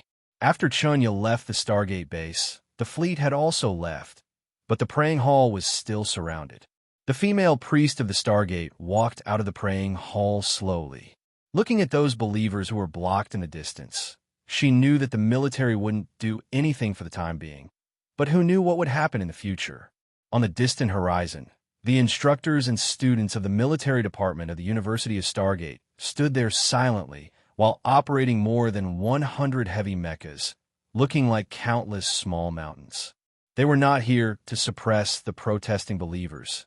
They were here to leave this planet and go to the Scorpion Tail Nebula.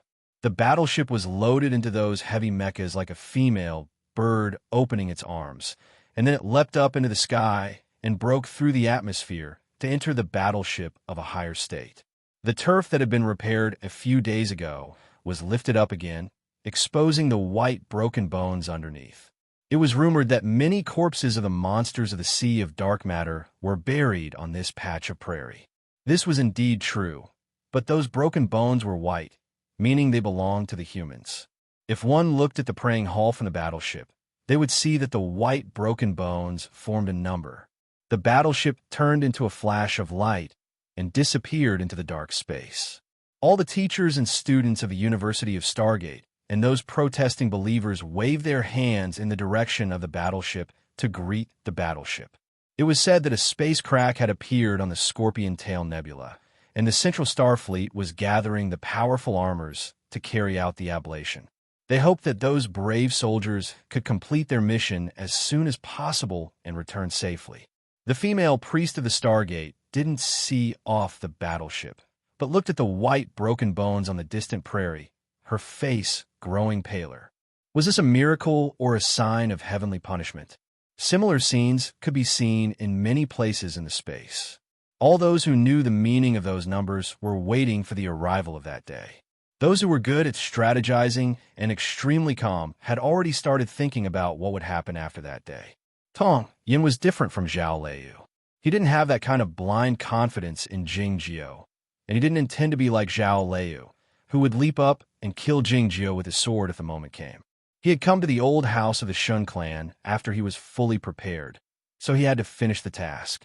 The unimaginably large, three-dimensional chess game in the pavilion could baffle him for a long time, but it couldn't stop him from advancing. The old man wearing the conical hat sighed, helplessly, while looking at the bag on the table. He opened the passage of the formation and led Jing Jiao up the long stone steps, arriving at the house in the deepest part of the cloud and fog. The door of the house opened without any wind. Tong Yin followed the old man in the conical hat into the house and saw more old men wearing conical hats. Some old men wearing conical hats were playing Go with themselves. Some old men in bamboo hats were boiling water for tea, staring blankly at themselves in the cups. Some old men wearing conical hats were painting on the lattice on the white walls. Some old men wearing conical hats were painting on the windows on the white walls. He believed that if he took off those bamboo hats, he would see the same old, ugly, wrinkled faces. If they could, the same star sect, they would, and the same. If they could, they would see, they see of Wang's sect, they be. What? If she could sense and appreciate this smell, it might be very helpful to her cultivation. Tong Yin didn't stop and continued to walk deeper into the house. The old man in the bamboo hat was rather surprised. Following behind him, he asked, "Have you not noticed anything different?" This sentence was a simple pun, but Tong Yin did not give a literal answer. Instead, she said, "They are all clones." Clones were not cyborgs, which was strictly prohibited in the Federation of the Milky Way. Though there were no police stations, courts, or ethics committees on this planet, and the Grand Masters of Aoyama were the beings above everything else, it was still not right. There was nothing different in the depths of the house. There were still old people wearing conical hats everywhere. If one were to use their imagination to their heart's content, they could even see this place as a nursing home. The bamboo hat and simple cloth clothes were the uniform of this nursing home. Walking to the end of the house, Tong Yin saw the huge white wall with gods, demons, dragons, and phoenixes engraved on it, but he still couldn't find the trace he was looking for, the trace of a woman. There was no mistress in the old house of the Shun family, not even a person with the surname Shun. It turned out that the young master named Shun Yunmai was so lonely and pitiful. Standing in front of the huge white wall in silence for a while, Tong Yin turned around and walked along the passageway under the wall to a side courtyard. There was a building with cornices in the side courtyard. The old man who had been following Jing Jiao said it was a museum. It was said that the Grand Masters of Aoyama would bring the remains of the distant ancient civilization back to this place for preservation after excavating and restoring them from the ancestral planet. That was the real Ming dynasty, not the era of gods, the old man said proudly. That was the real root of the human race. He was different from the other old men in conical hats. He was not a clone, but a cyborg's. But he regarded himself as a member of the human race. It was no wonder that he was intimidated by Tong Yan's handbag in the chess pavilion on the mountain path. It didn't matter if the old house of the Shun family was destroyed, the great formation outside the house was destroyed, the swordsmen in the state of inherited night who were guarding the old house were killed, and the whole planet was destroyed. But the things in this museum couldn't be destroyed. There were precious relics from the distant ancient times in this museum, which could be paintings, books, video games, or even figurines. If it were any other time, Tong Yin would have entered the museum and enjoyed it so much that he didn't want to leave. But he had something to do that day, so he turned to the edge of the pool with unimaginable self-control. There was a small square in front of the museum with a fountain and a few big trees by the edge of the fountain. There were a few benches between the trees. Tong Yin walked to one of the benches. An old man in a conical hat was sitting on the bench. Tong Yin put the handbag on the ground by his feet and asked, "Would it hurt if I dug out your root?" The old man lifted his head, his eyes as calm as the pool at the end of the sword-washing stream. In terms of appearance and body structure, This old man was no different from any other old man in the old house of the Shun family. But the look in his eyes had explained everything. Tong Yin could clearly feel that someone was looking at him from a very distant place, through the eyes of this old man. Without a doubt, that person was the founding master of Aoyama, who was far away on the ancestral planet. As expected of a human with the strongest spiritual sense in history, able to transmit his consciousness to this place from countless light years away. The founding master of Aoyama asked, "Where do you get your confidence from?" Tong Yin said calmly, "I'm the only one left in Zhongzhou school." The founding master of Aoyama was silent for a while, then asked, "What do you want?" Tong Yin said, "I want your son." The founding master of Aoyama said calmly, "I don't know where he is right now, so no one can find him." Tong Yin said while staring into the eyes of the old man in the conical hat, "You don't know how to throw stones." Regardless of whether it was the founding master of Aoyama or other ascendants, they would definitely be able to throw a stone out of the atmosphere if they threw it with all their strength. As such, nobody would know where the stone would end up in the universe. But everything had a purpose. The founding master of Aoyama didn't kill Shin Yunmai directly because he wanted to keep him alive. How could he not have left a way to contact the Black Battleship? The founding master of Aoyama said, "I set a time for that child to wake up." "How long?" Tong Yin asked. 300 years, answered the founding master of Aoyama. After a long moment of silence, Tong Yin said, "I can only hope that he sets an alarm clock for himself." The founding master of Aoyama was interested, asking, "Do you think he left an alarm clock in the old house?" Sensing the fluctuation of energy in the distance, Tong Yin suddenly said, "I'd like to look for it in peace." The arrival of a stranger in the old house of the Shun family had alarmed the swordsmen of the Federation of the Milky Way who were guarding the formation. Countless white turbulence appeared in the blue sky, which was a sign that the physical isolation net was taking shape. Meanwhile, a few powerful energies were on their way. They would reach the top of the mountain in a few seconds. "Okay, I'll give you half an hour," the old man with the conical hat said, and closed his eyes. It meant that the founding master of Aoyama on the distant ancestral planet had accepted Tong Yan's condition. Many years later, nobody knew whether the founding master of Aoyama had made this choice because he was worried that the remains of the human civilization in the museum would be blown up by Tong Yin, or because he had entrusted a great deal of his feelings to the old house of the Shin family. The few powerful energies stopped outside the mountain and didn't approach the old house of the Shin family. They must have received the decree from the founding master. Tong Yin was not satisfied with the situation because he didn't like looking for something under the gaze of others. As such, he picked up the luggage in his hand. The few swordsmen in the inherited night state in the sky flew away as fast as they could, leaving a few perfectly straight cloud lines behind them. Soon, they arrived outside the planet. Tong Yin turned around and looked at the childish-looking fountain in the pool. He suddenly shook his head and revealed an innocent smile with the corners of his mouth curling up slightly. Then he jumped to the other side of the pool. He lifted his right foot and stomped on the ground forcefully. The green flagstones on the ground scattered in all directions like a paper shell blown by the wind. He had been walking in the old house for a long time to explore the formation. Finally, he was certain that this place was the eye of the formation. As the green flagstones opened, a dark and gloomy passageway was revealed. The water from the fountain dripped down along the cracks of the flagstones, making a dripping sound. The sound of the water and the countdown of the bomb and the luggage merged together in an ingenious way. He walked to the end of the passageway while carrying the luggage, his clothes fluttering in the wind like a fairy. It didn't take long for him to arrive at the deep end of the mountain. This was a very large cave. The air was filled with a cold smell, and one could vaguely see a few feet of frost on the stone walls. It was somewhat similar to the Shangda Peak in Aoyama. In fact, this was just an ice house. There were many plastic bags hanging on the stone walls.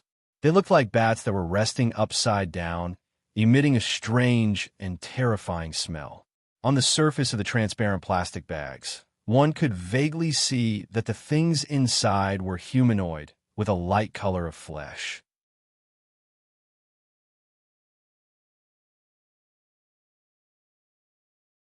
Chapter 9:34. Seeing this scene, the old man revealed a sad expression. Tong Yin waved his hand, and a plastic bag was opened, revealing a human body. The moment he arrived in the manor cave, he had used his spiritual awareness to examine the bags and ascertained that the people in them were all cyborgs. They had similar appearances, but their internal structures were completely different and strange. Some of them were more like machines, and some were more like internal cultivation. Some of them had been replaced by crystals, and some of them had been turned into walking weapons. Jing Jiao had guessed part of the truth, asking, "Are these the spare bodies of Shun Yunmai?" The old man replied with his head lowered, "Since they're the bodies, anyone can use them." Tong Yin fell silent for a while. After he figured out the whole truth, he felt a great deal of pity for the guy named Shun Yunmai. Thanks to the information provided by Mr. Dan, Jing Jiao was well aware of Shun Yunmai's story. According to the legend in the Federation of the Milky Way, Shun Yunmai was a noble young master with a mysterious family background. Nobody could imagine that his cultivation, studies, body modification, and all his efforts to evolve his life, including his whole life, were merely an experiment. In the end, he was waiting for his father to pluck the delicious fruit. The old man sitting on the bench by the fountain on the ground kept his head lowered, saying nothing. Looking at the plastic bags hanging down from the ceiling, Tong Yin also said nothing. Jing Jiao believed that his judgment and calculation were correct. Even though there was no alarm clock here, Shun Yunmai would definitely leave him a chance of survival. The question was, where was the chance of survival? I don't know where the young master is, but I know someone is by his side. All we need to do is find or wake that person up. The old man who followed Jing Jiao into the manor cave said softly. It turned out that this old man was the chance of survival. Shun Yunmai doesn't know about that person? Tong Yin turned around and asked. The old man replied, "I've arranged it for the young master." "Why?" Tong Yin asked while looking at the wrinkles on the old man's face. The old man replied, "The young master has a bad temper, but he treats me well." This was a simple reason, but it was the simple reason that was powerful. The backup plan that Shun Yunmai had prepared for himself was as simple as that. He didn't trust any human being, but he trusted this cyborg's more. Tong Yin asked, "How do we inform or wake that person up?" The old man did not speak. He walked toward the end of the cave where the bodies were hanging. He slowly pulled open a plastic bag and inserted his hand into the abdomen of the human body. It was unknown what he was holding. The next moment, an extremely faint aura emerged from the abdomen of the human body. It easily penetrated the thick rock stratum and the formation outside the Shun family's old residence, and spread out in all directions of the universe. Tong Yin sensed in silence for a moment and confirmed that it should be some kind of neutrino communication method. The signal was very weak, but it was stable for a long time, which meant that it could pass through the warp hole and reach every corner of the galaxy.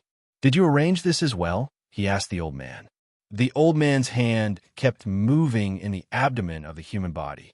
He was probably doing some kind of adjustment, he said without turning his head. The master didn't even know where the battleship was to ensure that the young master wouldn't be discovered by anyone. Since this was the last safety measure, I couldn't let the young master know about it. Otherwise, something bad might happen. Tong Yin remained silent for a while before saying, "He didn't leave a chance of survival for himself, but an immortal path." "Thank you for your praise of the young master," said the old man. Tong Yin asked, "Since you knew something had happened to him, why didn't you turn on the communication device here?" The old man said, "The master's puppet was watching the fountain, so I couldn't enter the manor cave.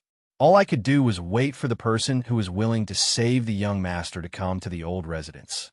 I thought that the young master didn't have many friends, but it seems that I have underestimated him." "I didn't know your young master," said Tong Yin, "but I figured that he must have left something in the old residence of the Shin family. Since he was a crazy poet," the old man drew back his arm and wiped off the mucus on his cloth. "You know the young master very well?" And you also know the poet very well, and you're very smart. Yes, I am, confirmed Tong Yen. The old man walked to the front of Jingjio and asked while looking at the luggage in Jingjio's hands, I'm really curious about what kind of bomb you designed with such a smart mind that even a master is afraid of it. The bomb in the luggage had an unimaginable power, which could destroy a planet. It was the reason why the grandmasters of Aoyama in the distance remained silent, and why those swordsmen in the state of inherited knights stayed away. The problem was that the humans in the Federation of the Milky Way had never invented such a powerful weapon. It could only be traced back to the era of the distant civilization or the time when the grandmasters of Aoyama formed the sword formation of Aoyama with a fleet. The principle is simple. Tong Yen led the old man toward the ground.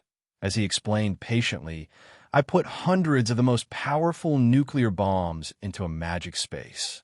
It was indeed a simple principle. The bombs in the history of the human civilization increased their power by the constant resistance between the hot pressure and the shell of the bomb. The stronger the shell and the stronger the hot pressure, the more powerful the bomb would be. The most basic nuclear bombs were built in this way, and then they were upgraded to the point where they couldn't be upgraded any further after the multi-phase nuclear bombs. It was because they couldn't find a shell that could resist the hot pressure. Unexpectedly, Tong Yin had such a method. The reason those ascendants couldn't develop such a weapon was not because they were not imaginative or intelligent enough, but because it was difficult for them to find such a magic treasure. Even if they had one, they wouldn't be willing to use it. A magic space treasure that could be used as the outer shell of hundreds of multi-phase nuclear bombs must be the most outstanding magic treasure in the cultivation world of Chaotian. The magic treasure in Tong Yan's luggage was a teapot. There was a heaven and earth inside the teapot. In fact, the teapot was not a magic treasure in the beginning, but a magic method. Back when the old dragon transformed into the fiend prison, he used this magic method to trap the king of the underworld in Zhaoga City. Before leaving Chaotian, Tong Yin went to Zhaoga City. With the help of Zen Master, he took out the stomach of the corpse of the old dragon and tempered it a second time with the blood of the unicorn. As a result, he made the teapot into such a teapot. Then, he ascended and left Chaotian with the teapot. The magic method of using heaven and earth as a teapot was powerful, and a magic treasure made from the corpse of a divine animal by tempered, it was extremely powerful. Yet, what was truly powerful was his willpower, the willpower to think and use it. This was the ability he had learned from playing chess. The old man had lived in the Shun family for hundreds of years, so he had some understanding of these terms. He vaguely understood what Jingjio meant, saying sentimentally, "You're indeed outstanding." "Not bad," replied Tong Yen.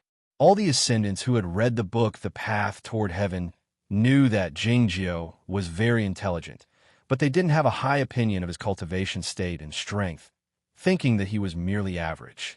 Yet, Tong Yen had a high opinion of Jingjio, believing that he could be ranked in the top 3 among the sect masters of the Zhongzhou school and in the top 10 among all the ascendants.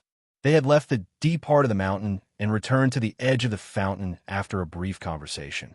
Looking at the old man wearing the conical hat opposite the fountain, the old man moved his line of sight higher and saw more old men wearing conical hats who looked exactly like him, boiling tea, sweeping the floor, and staring blankly. "Can you burn this place down?" he asked suddenly.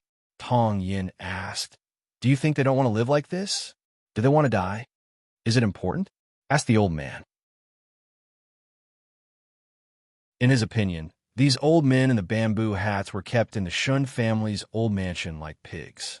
Their lives were meaningless. Whether it was the clones in the courtyard or the cyborgs in the underground cave, they were just corpses. Tong Yin looked at the old man and asked, "Even if Shun Yunmai created a backdoor in your program, how did you break through the mental imprint?" "I'm not human," said the old man. "I don't have a mind." Of course, this was not the real answer. The more likely answer was that he had broken through some kind of barrier in the process of awakening his consciousness. But if everything here was going to be burned down later, this question would be meaningless.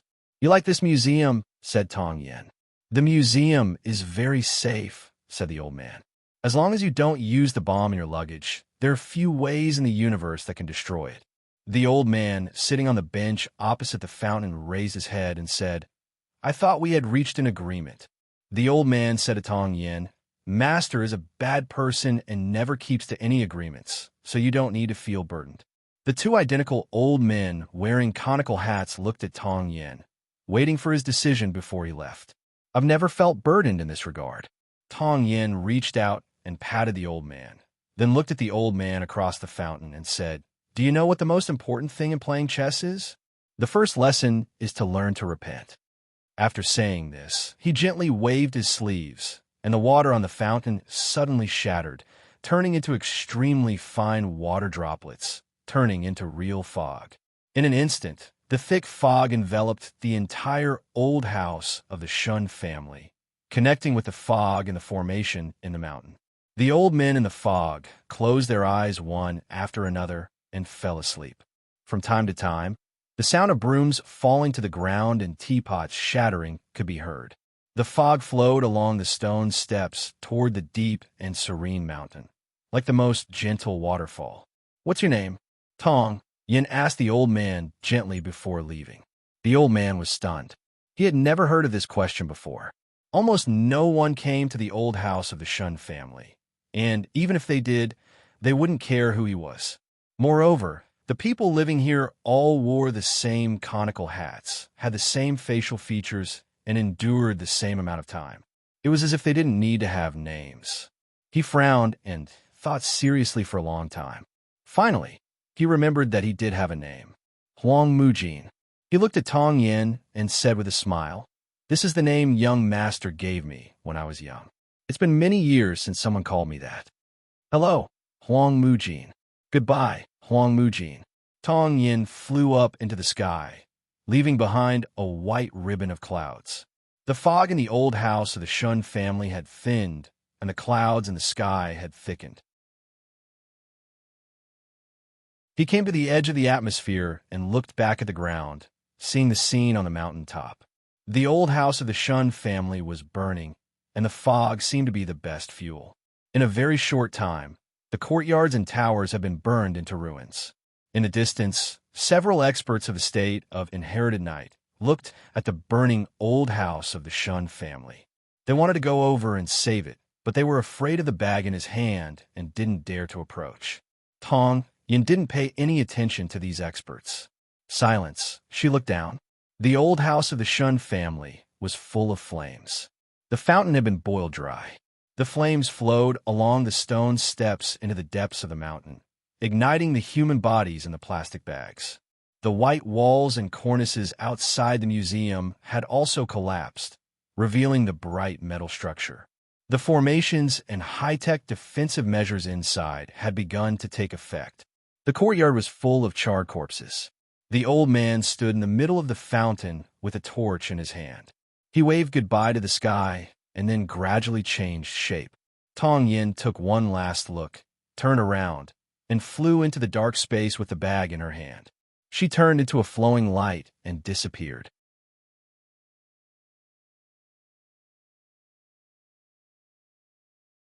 Chapter 9:35. The ocean water rose gradually, and the moon hanging on the distant horizon looked lower. The monkeys screamed shrilly in the forest and threw coconuts, but they couldn't hit many rocks. The tides made the coconuts and the leftover coconut shells even messier. It was unclear what the numbers would become and how many days were left. The Zhongzhou school didn't exist when I ascended, and the spiritual sources on the Cloud Dream Mountain were in a mess. The unicorn and the old dragon were the dominators of one region each. I didn't want to bother with them, and they didn't dare look southward. Sitting behind the beach, the Grand Master of Oyama buried his two shrunken legs in the sand and said while leaning back slightly, I didn't know what happened later. The beach on the island had been exposed to the sun for a whole day, so it was quite comfortable to be on the hot sand, but his hoarse voice sounded so cold.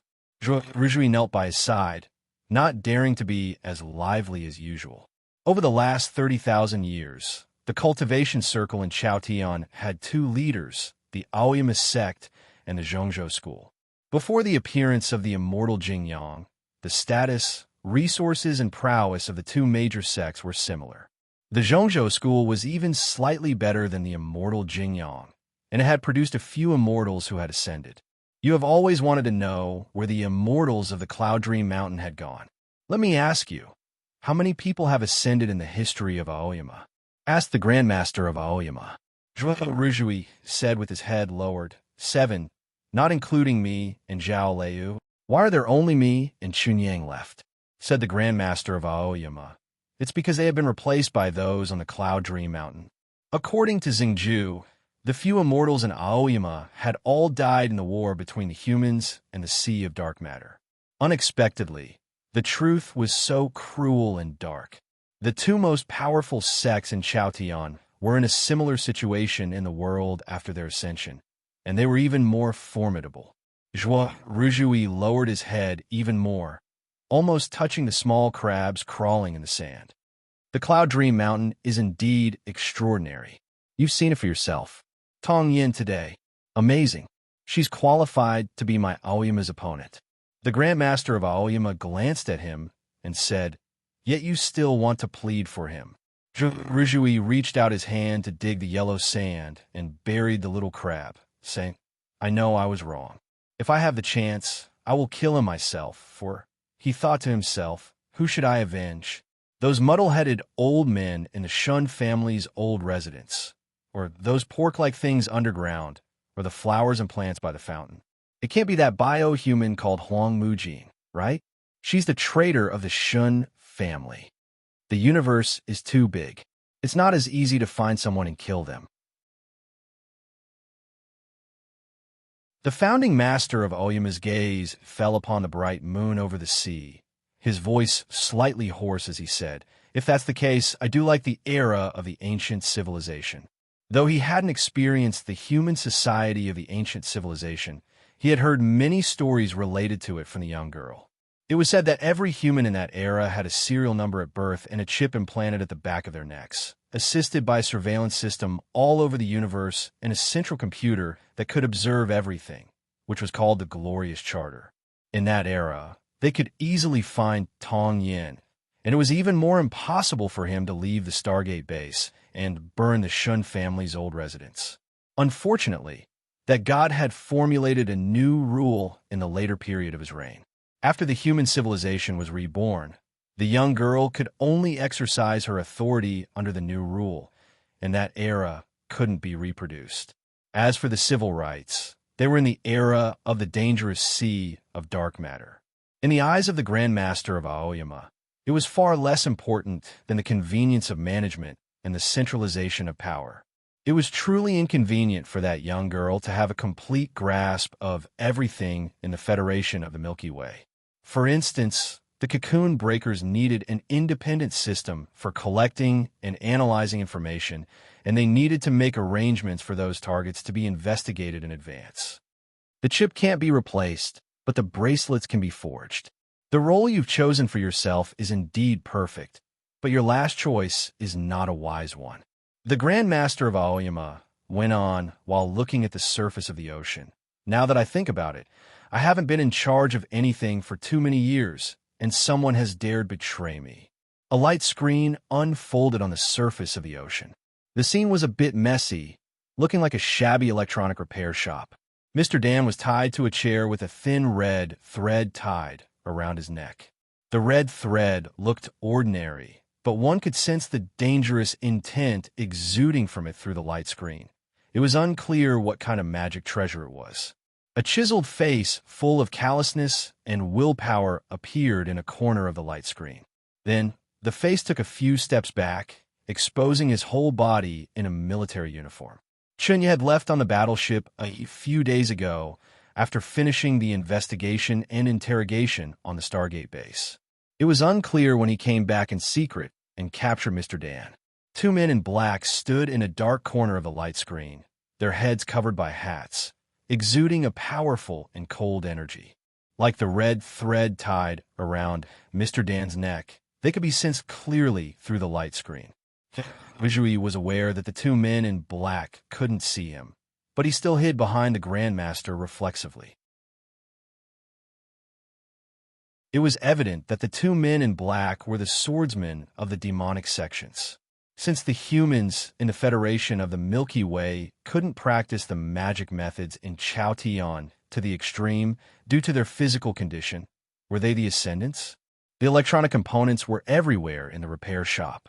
Some broken pieces of the magic treasure and a dozen fake bracelets could be found in the deep end of the trash-like objects. This was a repair shop in a corner of a street in the Mingxing Street. Mr. Dan's legs were disabled. Even though he was an Ascendant, he couldn't withstand dozens of heavy blows from the stone man on Chunwu Mountain. He sat on the chair, tiredly. Hearing the hoarse voice coming out from the pearl in front of him, he thought that he hadn't heard him speak for more than 10 years. It's not a betrayal. I'm not a disciple of Aoyama. He took 2 deep breaths and said, "The leaders of the righteous path are self-appointed, and so are the leaders of the human race. You just came out a little earlier and formed an alliance with that computer. Do you think I have to be loyal to you? Should I be loyal to you or to that computer? I told the all-in-one in the galaxy beyond the fog that I'm the one chosen by God the moment I picked it up." The voice of the Grandmaster of Aoyama came out from the pearl. Mr. Dan exclaimed with widened eyes. So, it turns out that the destiny is to see who is better at picking up trash. The voice of the Grandmaster of Aoyama rang out again. Do you sympathize with them? No. They are all stronger than me, and they are all unscrupulous and cruel people. Why did you tell Tong Yin where the old house of the Shun family is then? Because I don't like you? Having said that, Mr. Dan laughed out. Chinya said to the pearl, he has a daughter, and he's looking for her. The smile on Mr. Dan's face gradually disappeared. Chinya continued. A few days ago, he said that Tong Yin went to the monster base. It seems to be a trap. I've already asked the perfected persons to come back. That's it. The voice of the Grandmaster of Aoyama sounded a bit tired. Then it stopped. After a moment of silence, Mr. Dan said, I know it's meaningless to beg for mercy. Chinya said expressionlessly, if Tong Yin can use your daughter to threaten you, so can I. Mr. Dan said, give me a cigarette. Let me think. Chinya rummaged around the table and found a half-pack of cigarettes. He took one out and put it in his mouth. Then he clumsily lit the lighter. You don't know any fire elemental martial arts? She's not as good as Jingjiu and the others. That little girl asked me to make a fake card for the library when she first moved to the Mingxing neighborhood, and the way she lit my cigarette was so skillful. I could tell she had suffered a lot. Mr. Dan took 2 deep puffs. The red dot on the tip of the cigarette moved up and down as if it was nodding. Chinya said, I can learn it. Mr. Dan said, you've been with Immortal Chunyang for so many years. What have you learned? Chinya said after a moment of silence, have you made up your mind? With a cigarette in his mouth, Mr. Dan said carelessly, you all want to use my daughter to threaten me, but I suddenly thought of a way not to be threatened. Chinya's expression changed slightly. He said no. Before he said anything, his hands were already on Mr. Dan's neck, holding the red thread. Mr. Dan didn't dodge.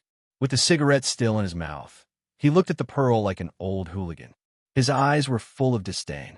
Countless strands of divine energy gushed out from his seemingly ordinary body. It broke through his own Taoist barrier in an instant, and then broke through the red thread. The red thread sensed the change of the divine energy in his body. It shrank inwards at an unimaginable speed, and at the same time emitted an extremely sharp aura. With a slight crack, Chinya's hand was shaken off. Everything that came into contact with the red thread was shattered, whether it was Mr. Dan's neck, body, or the surging divine energy. Standing in the shadows, the 2 black-robed men floated out of the repair shop like ghosts and came to the street. They waved their hands to roll up a foul wind to protect themselves. At the same time, they also set up a formation array. With a slight crack, countless pieces of flesh and blood blasted open the shutter door of the repair shop, sprinkling on the street. The street of the underground block was paved with stones. It was unknown how many people had stepped on it, but the surface of the stones was very smooth. Grilled eggplants had fallen on it, and hot pot soup had been spilled on it. Children had passed by on second-hand skateboards and even been smashed by the golden chain of an arcade boss. Today, the smooth stones were covered with the brightest and purest immortal blood, and some crystal fragments of immortal bones could be faintly seen in the blood. The interior of the repair shop was in a mess. The electronic components and fiber paper were flying everywhere, drenched by the blood. Huh! The cigarette dropped down from the sky and fell into the blood, giving off a faint glow like that of a candle, and then faded away. Nobody noticed that a fake electronic bracelet in a corner was also emitting a faint glow, as if it was some sort of signal. Standing in the dilapidated repair shop, Chinya was covered with blood and fragments of immortal bones. Looking down at his open hands, he remained silent for a long time. As an ascendant of Chao Tian who was the best at the defensive magic method and had an incredibly strong body, he should have been able to block the red thread with his hands. But 3 of his fingers were cut off by Jingjiu in the galaxy outside the fog. What kind of cause and effect was this? It was true. What had he learned after following generally for decades?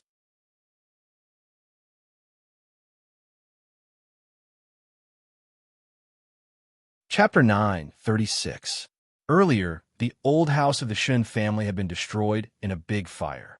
A feeble signal, which even the most sensitive monitoring equipment couldn't capture, was emitted from the fire and didn't stop until a long time later.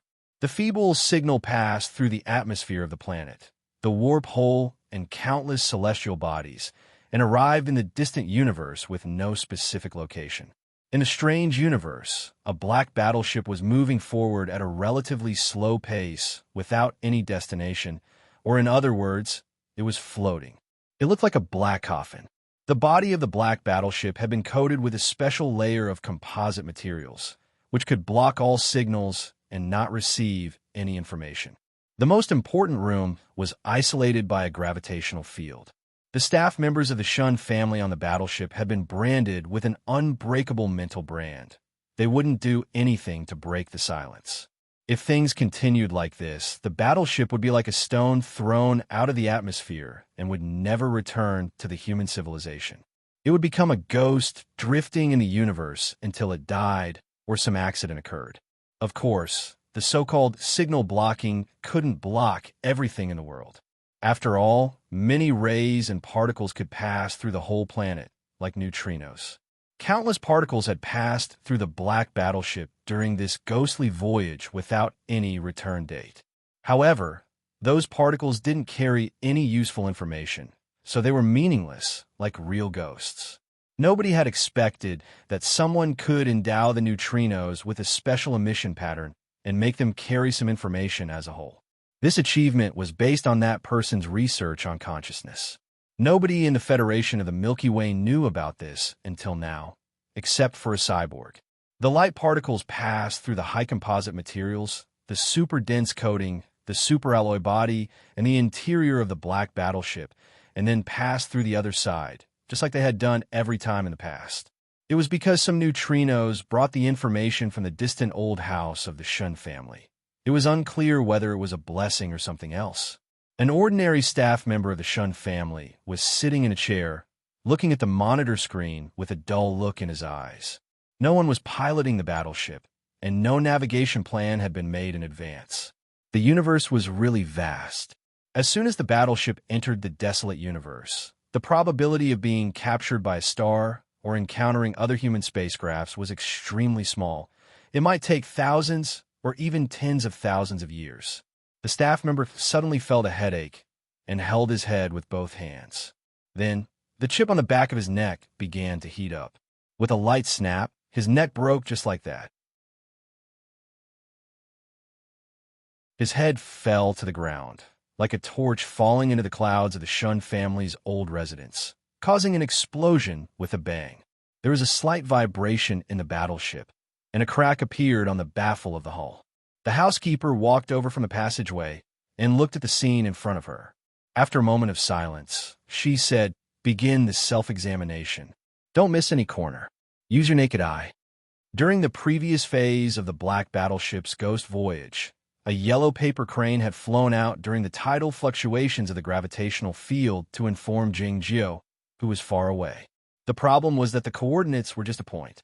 Now, The information that the black battleship was sending out through the crack was continuous, so it could form a line that pointed straight ahead. The information of this line appeared in the electronic maintenance shop on the Stargate base and was transmitted to the bracelet of another person along with the blood and ripples on the low-quality bracelet. Tong Yin stood in the dark space. The light of the distant permanent star drew a silvery line on his body and the edge of his luggage. He lifted his left hand and looked at the bracelet, knowing that Mr. Dan was already dead. After a moment of silence, he flew toward a nearby planet.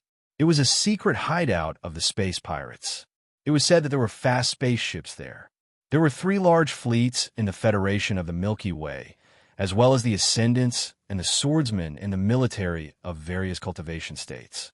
The reason that the space pirates could survive until now was that the military was not interested in them, and that they had some good methods. The spaceships of the space pirates could fly very fast, though they looked shabby, even worse than the mining spaceships of small companies. Tong Yin didn't need the life support system and the related auxiliary systems, so he could accelerate the speed of the spaceship to the maximum. It took him only 7 days to find the black battleship. This place was far away from any galaxy, and it was relatively dark. Even he had to observe carefully to find the figure of the battleship. The spaceship of the space pirates started to decelerate rapidly, and a great many parts splashed out. Finally, the spaceship and the black battleship came to a standstill, looking like a small fish following the belly of a shark. Tong Yin drifted out of the spaceship while carrying his luggage bag. As he touched the ground with the tip of his foot, the spaceship disintegrated instantly and started to burn. Tong Yin broke through the super-strong composite baffle, the super-dense coating, and the super-strong alloy by relying on the powerful force, and rushed into the black battleship. Following a loud boom, there was a sharp alarm and the shrill sound of the air gushing out of the battleship. Tong Yin stood at the entrance of the cave. The burning spaceship not far away from him drew a line of fire on the edges of his body and his luggage bag. Seeing this scene, the workers on the battleship were taken aback for a moment before they came back to their senses. They entered the mechas as quickly as possible and started to set up a space partition. Even though they had the most advanced technology in the Federation of the Milky Way, the resistance of the commoners was futile and meaningless when an ascended Taoist ferryman arrived. It didn't take long for a great many people to die. Some of them were lying on the chairs, some in the mechas, and some were lying on the ground of the passageway. No wound or bloodstain could be seen on their bodies, as if they were asleep. The sect master of the Zhongzhou school had employed the most orthodox Taoist magic, which looked mild, but still killed people invisibly. By the time the self-repairing system had cut off the space from the hull of the battleship, there was no one alive on the battleship. The female housekeeper in black clothes sat on the ground while leaning against the door of a cabin, holding a laser gun in her left hand and an object in her right hand. She was no longer breathing, her face full of terror. She didn't have a chance to shoot or self-destruct from the beginning to the end. Tong Yin reached out his hand in the air. The female housekeeper opened her left hand, and the self-exploding device resembling a fitness ball flew up and landed in his hand. He waved his hand, and the corpse of the female housekeeper slid along the wall for a dozen meters. Meanwhile, the cabin door was opened. Walking into the dark cabin, Tong Yin smelled the disinfectant and the odor of some liquid, as well as the gravitational field, which he didn't like. Along with the sizzling sound of the electric current and the buzzing sound of the device starting up, the generating device of the gravitational field was turned off and the illumination was turned on. There was nothing in the cabin, which was clean, spacious, and deserted. There was only a metal table in the middle of the cabin, on which a basin-shaped object was placed. Tong Yin walked to the front of the basin and saw the head. There was only a thin layer of liquid left in the basin, and the skin was a bit curled after being soaked in the water for a long time. The head gave off a strange feeling, but it was also a bit ridiculous and miserable. Tong Yin had been cultivating for many years and had a calm Tao heart. Even though he had been mentally prepared, he was still shocked. He learned the etiquette of the Federation of the Milky Way reflexively and reached out his hand, saying, "Hello, I'm Tong Yin from the center state." Shin Yunmai looked at him with narrowed eyes, saying nothing. It was not because he didn't want to curse. It was because he was so weak that it was impossible for him to speak. Tong Yin understood what he meant. He fetched some nutrient solution and poured it into the basin as quickly as he could. The solution looked like a dried flower or a kind of seaweed rubber ball that children like to play with, which would open up after being soaked in the water for a long time. Shin Yunmai said feebly while supporting his swollen eyelids. Next door, the mechanical arm. Tong Yin waved his hand to break open the alloy wall between the two cabins and grabbed the high-precision mechanical arm, connecting it to the power supply. Shin Yunmai's eyes brightened a bit as the brainwave apparatus was activated. The mechanical arm ran wildly in the battleship like a crazy race car. It didn't take long for it to bring back many instruments and a large amount of medical supplies. A brand new operating room was soon set up. The tiny stream of water dripped down, making no sound. It was extremely gentle. In the next moment, Tong Yin observed the most advanced brain surgery in the Federation of the Milky Way, the jaw surgery, the bionic skin replantation surgery, and a dozen other related operations. All the operations had been completed about 2 hours later. Shin Yunmai was still very weak. "Fairy energy," he said softly while looking at Tong Yin. Tong Yin understood what he meant, so she released a strand of the purest fairy energy. Shin Yunmai took a deep breath and inhaled the fairy energy through his nostrils, his eyes growing brighter. In the next moment, he rolled his eyes at Tong Yin and scolded, "Aren't you the second smartest person in Chaotian? Why are you behaving like an idiot? Handshake. Do I have hands?" This was the first thing he said to his savior after he saved her from the brink of death. Tong Yin didn't get upset. Instead, she was certain that the person was Shin Yunmai and that he wouldn't die. "What's going on?" Shin Yunmai asked.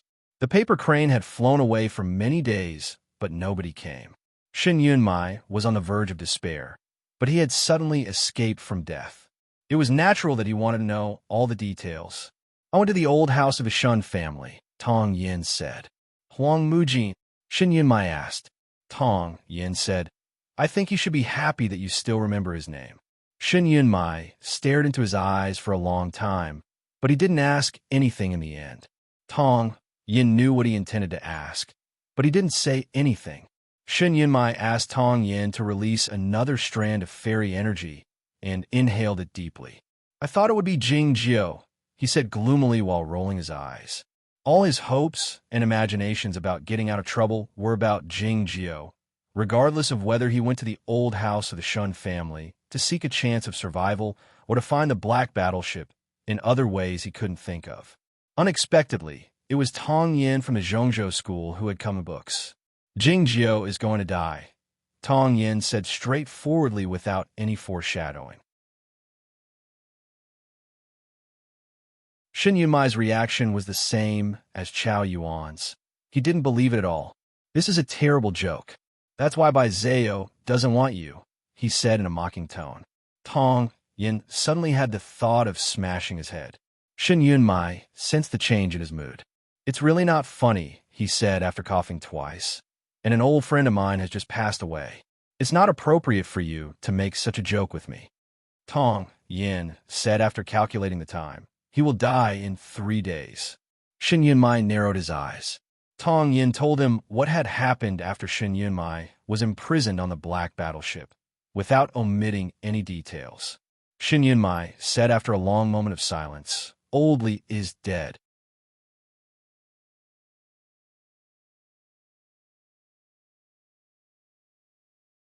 Chapter 9:37. They're all dead. They're all King dead. Why did you spend so much effort to find me? When Shin Yunmai spoke again, his voice sounded a bit ethereal, like that of a real ghost. Tong Yin said, "If the death of the immortal Jingyang can't be changed, we have to start thinking about the era after him." Shin Yunmai rolled his eyes and said, "The old man could even kill him. Do you still want me to avenge him?" Tong Yin said, "It's to avenge yourself, and you're the most likely person to do it. The old man is indeed very powerful.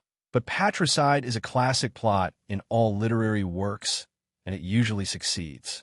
It's indeed auspicious for me to avenge him. Shen Yunmai used his mechanical arm to scratch the itch with his consciousness, and said in a seemingly casual manner, I do have the ability to do so. Though the commanding officers of the Central Starfleet are constantly changing, more than half of the captains will listen to me as long as I stand out. First of all, you need to be able to stand up before you can stand out, Tong Yin said. Are there any spare bodies on this battleship? Shen Yunmai entered the system of the battleship with his consciousness and said, to ensure safety, they destroyed those bodies and didn't even keep the raw materials. Where are your previous spare bodies? Tong Yin asked. Shen Yunmai said, they're in the laboratory of the Science Academy of the Federation. But the main planet is too dangerous, and there are 2 military bases that belong to the logistics department, which are not on good terms with me. Let's go back to the old house. Since you've been there before, you should be familiar with the way.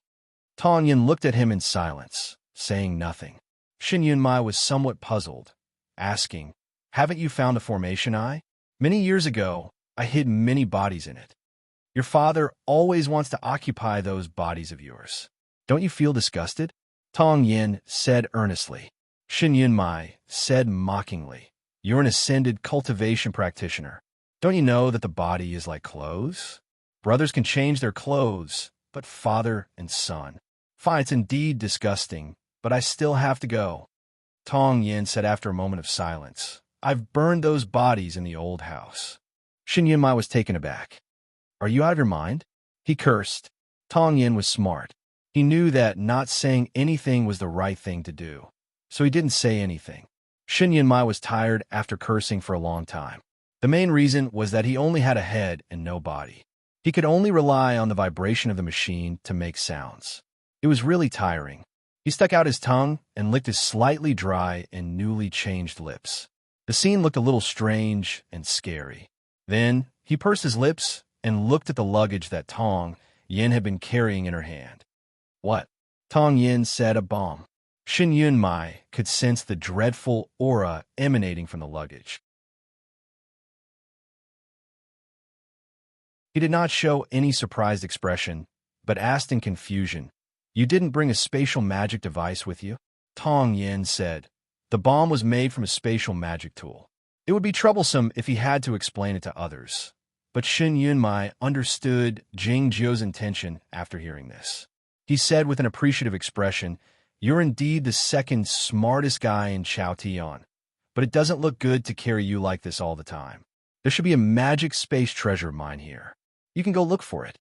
Tong Yin scanned the battleship with his spiritual awareness and soon found the location of the spatial magic treasure.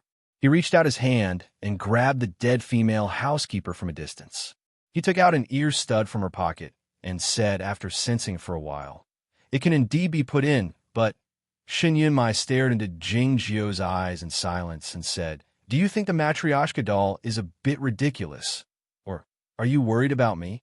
If Tong Yin put the bomb made from the spatial magic treasure in the luggage into Shen Yunmai's spatial magic treasure, the control of it would change hands. Tong Yin said straightforwardly, I'm worried about you. Shen Yunmai asked Jing Jiu to put the ear stud back on his earlobe and said, forget it then. After a moment of silence, Tong Yin placed the luggage by the side of the basin. A green light flashed on the metal operating table, and the luggage disappeared without a trace. A smile appeared on Shen Yunmai's face again, as he said, that's more like it. Well, what are we going to do next? The 3 major fleets are all under the control of Chunya. Even if you can instigate half of the Central Starfleet, you still can't change the current situation, especially when the majority of the Ascendants are still loyal to your father. As such, I think we need some helpers, said Tong Yin. Only the black hole could swallow the black hole, and the Ascendants were the only ones who could resist them.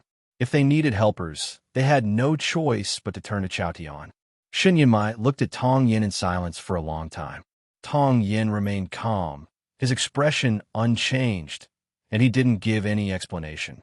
I didn't expect you to be even crazier than me. Shen Yunmai suddenly laughed out and said, is it true that the most outstanding minds will be destroyed by madness? Well, let's do it then. However, According to Jingjiu, the two worlds are separated from each other, so we can't transmit the information to the people on the other side. What should we do then? The ascendants who had left Chaotian could leave the fairy book behind, but they couldn't leave more information in the fairy book. The principle was similar to the neutrinos and other light particles. I can't do it in Aoyama, but I can do it in Zhongzhou School, said Tong Yan, and I'm the sect master of Zhongzhou School. However, I have to make sure that if we don't do it well and the boundary between the two worlds is broken, Chaotian might suffer a mishap, and the humans in the universe might perish ahead of schedule. Xin Yunmai said, Jingjiu is going to die. Why should I care about the humans? I didn't expect you to like Jingjiu so much, said Tong Yan, feeling surprised. He's my only friend, though I know he wants to be my master more than anything else. Xin Yunmai glanced at Tong Yin and continued, You're not bad, and you're barely qualified to be my friend. However, it looks like you're much more boring than Jingjiu. Tong Yin suddenly said, I have something to tell you in advance. Tell me, said Xin Yunmai. Tong Yin said, Your father has no intention of killing you. I hope you'll know this before the war begins. The eternal exile is more dreadful than death, said Xin Yunmai. Tong Yin said, He has set a time limit for your voyage, 300 years. I think he wants you to stay away from the war, and maybe he wants you to be the last spark of the humans. After a moment of silence, Xin Yunmai said, Regardless of whether I'm the spark or the precursor, I'm still his experimental subject, right? Tong Yin didn't say anything more. The black battleship sailed slowly toward a black hole in the distance. It was to accelerate and head to a patch of the universe on the other side of the High Nebula with the help of its powerful gravitational force. There was an inconspicuous white permanent star in that patch of the universe, illuminating a patch of nothingness. Chaotian was right there. The black battleship was soundless, looking like a black coffin. It was unclear who would be buried in it in the end, humans or something else. It didn't take long before the conversation broke out again in the black battleship. Do you know why I named him Huang? Why? It's because my mother's family name is Huang. Logically speaking, your father wouldn't let your mother live for too long. Yes, she died right after I was born.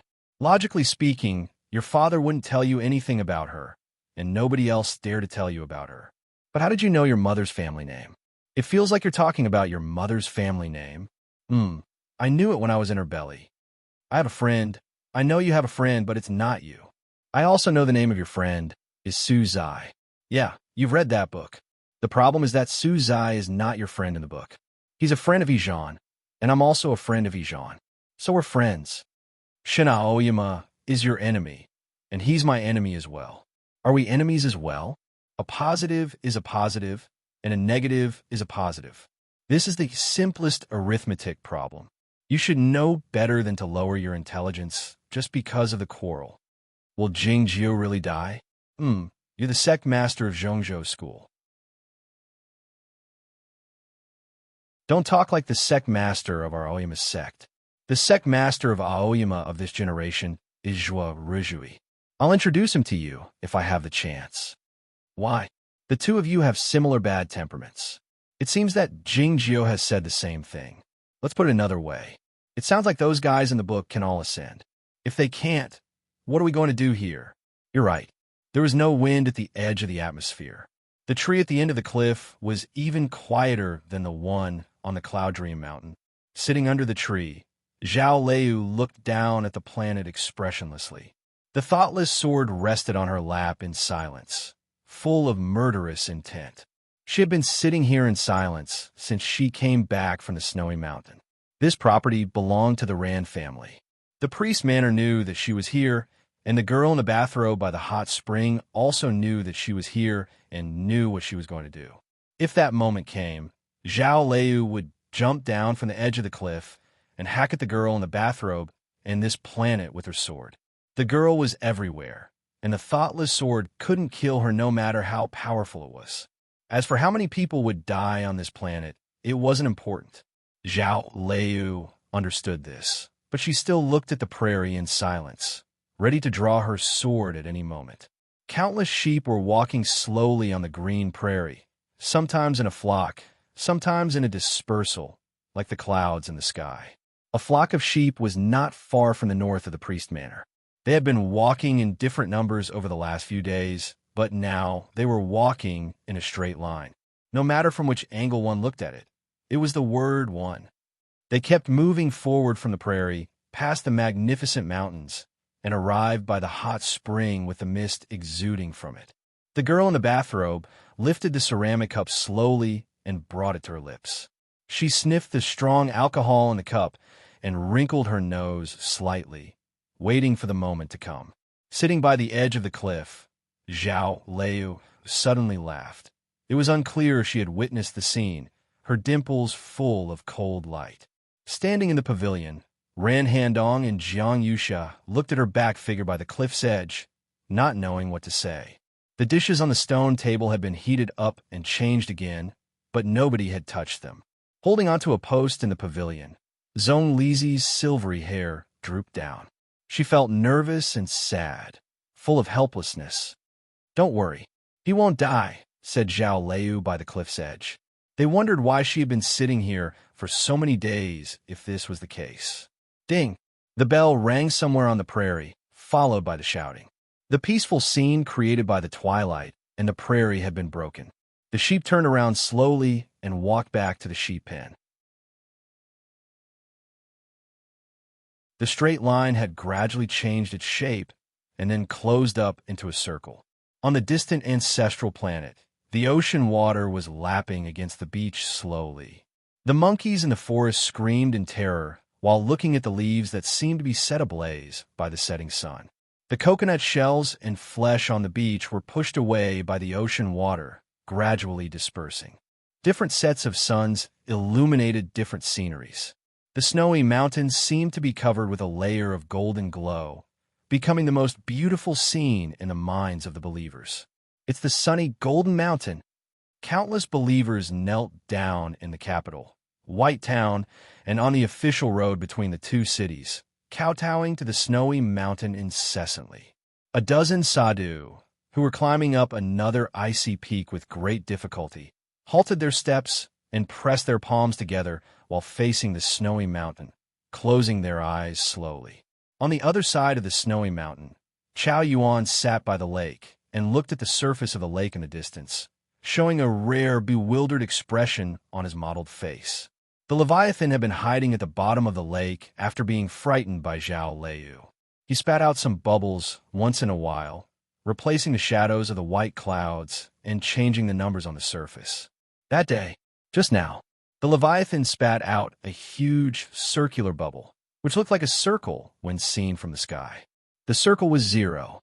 Heaven and earth returned to zero. The whole universe seemed to have sensed the departure of a certain being. The powerful wills of these ascendants had left clear traces in the natural world.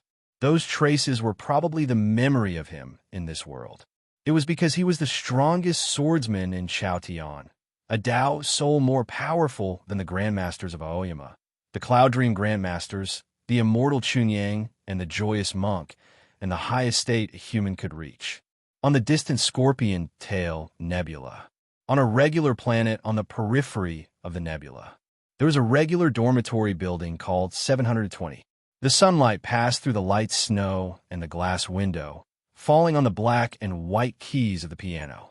That pair of slender and good-looking hands also quietly rested on the keys, not moving for a long time, as if they would never move again. Cold cicada landed on the back of his hand gently. "Can we eat pumpkin porridge today?" The voice of a young girl rang out from behind. "Not enough protein. I'll boil 2 eggs." The hands left the keys and closed the lid of the piano. The youth got up and went to the kitchen to boil water. Leaning against a corner of the sofa, the snow girl looked at the seemingly ordinary scene expressionlessly, her dark eyes full of pride. There are still 100 days before the completion of the Tao toward heaven.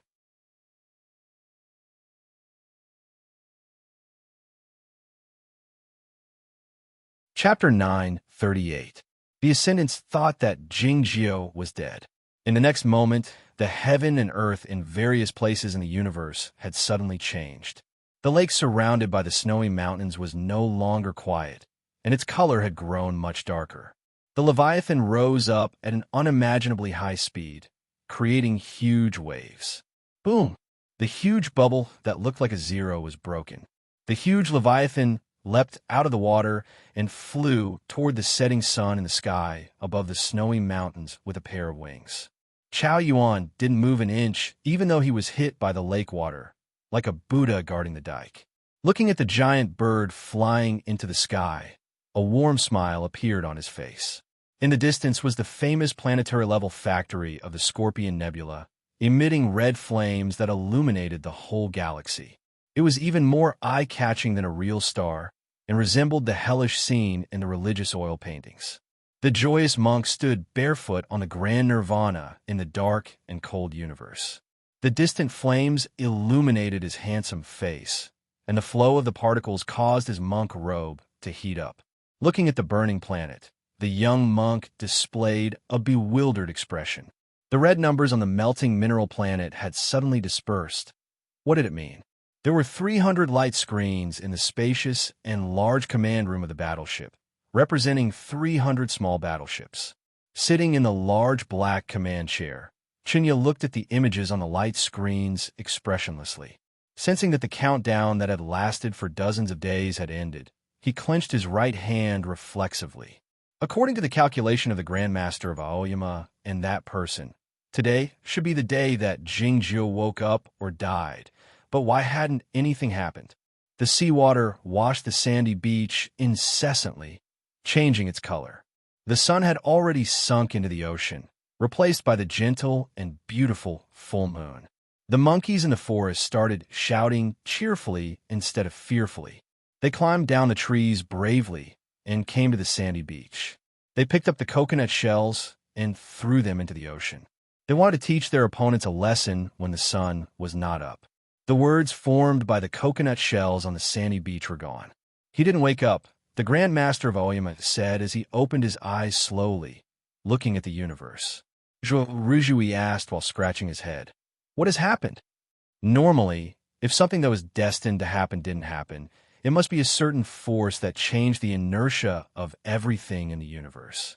How powerful was the power that could resist the impact of the inherited heaven sword and the entire human civilization? He's with Snow Girl. The Grand Master of Aoyama pulled his severely shrunken legs out from the sand and walked into the cave with the help of Zhuoruzhui. The sun also set over the grassland.